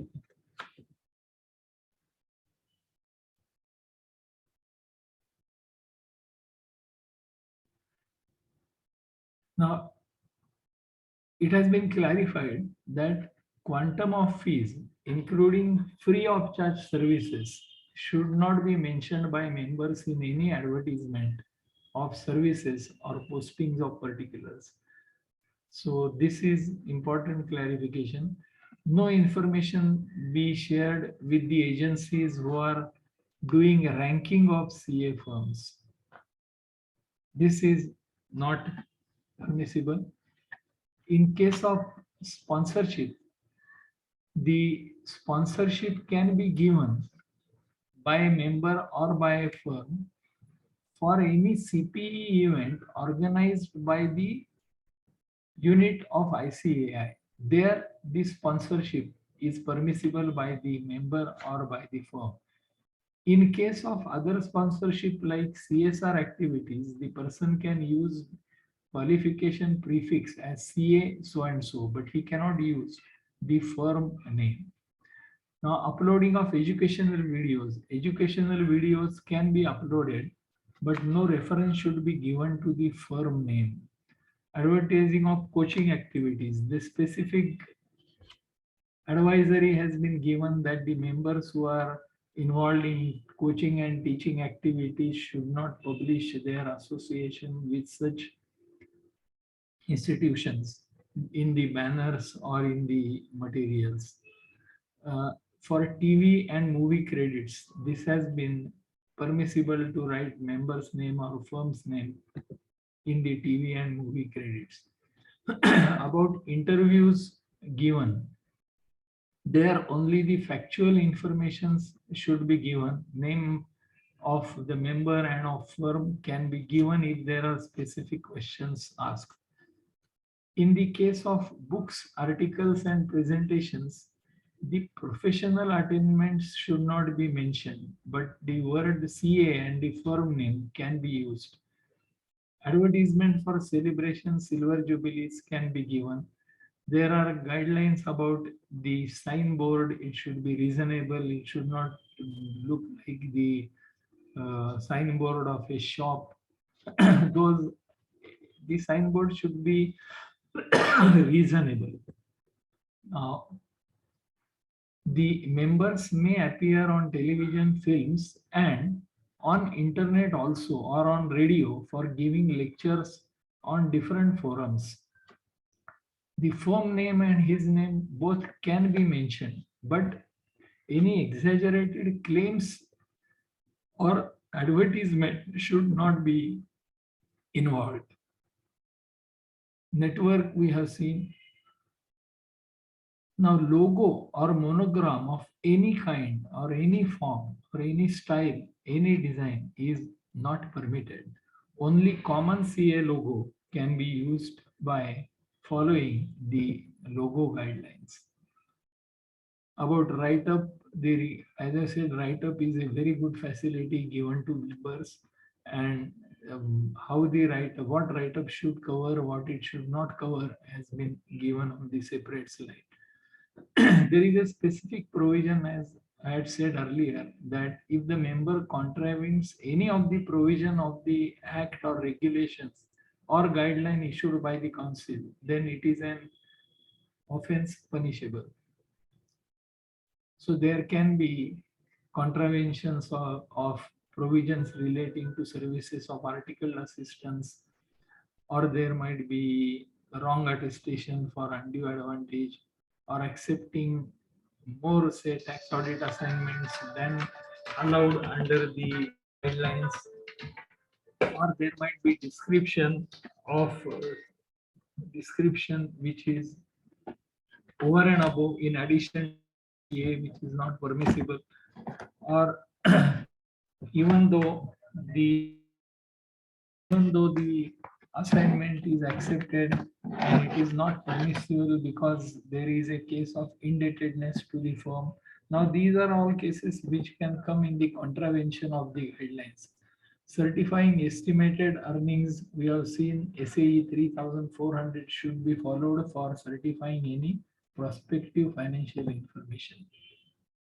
Now, there are various decisions which have been given by the Ethical Standard Board, and they are on the institute's website. Important are a member who is a member of a trust, he cannot be auditor of that trust. Member cannot exercise lien over the books and documents. Similarly, there are certain decisions which have been given in respect of practice of indirect tax of GST. So members can look to those guidelines or opinions given on the ESB board. Let us now commit ourselves to behave ethically. Let us meet the expectations of the stakeholders by keeping in mind the important aspect of public interest responsibility. I think I have tried to cover a lot of aspects. I have given the detailed presentation. I am little. Truly, this session was very in-depth, insightful to the codes of ethics.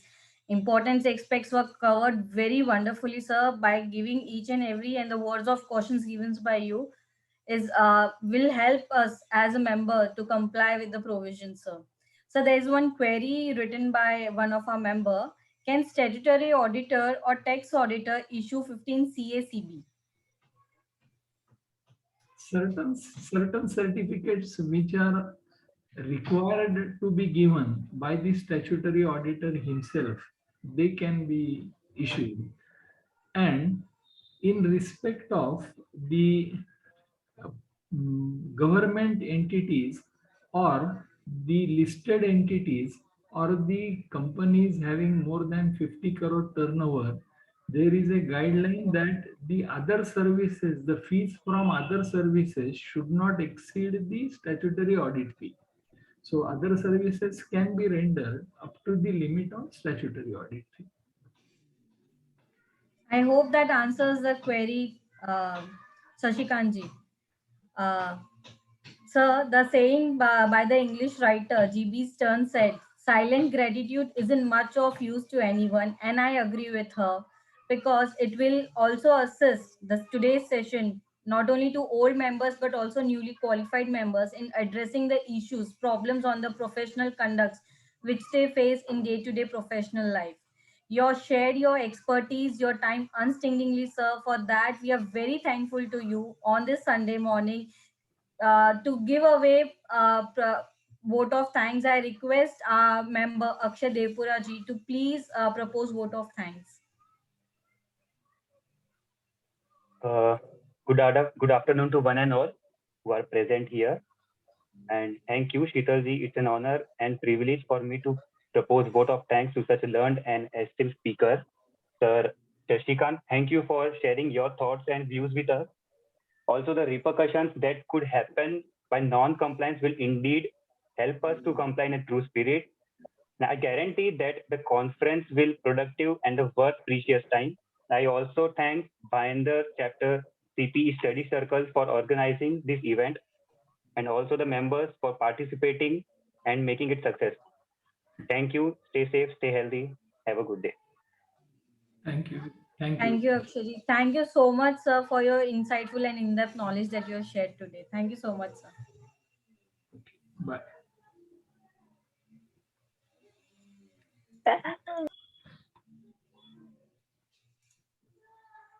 Sir, we'll end this meeting. Thank you, sir.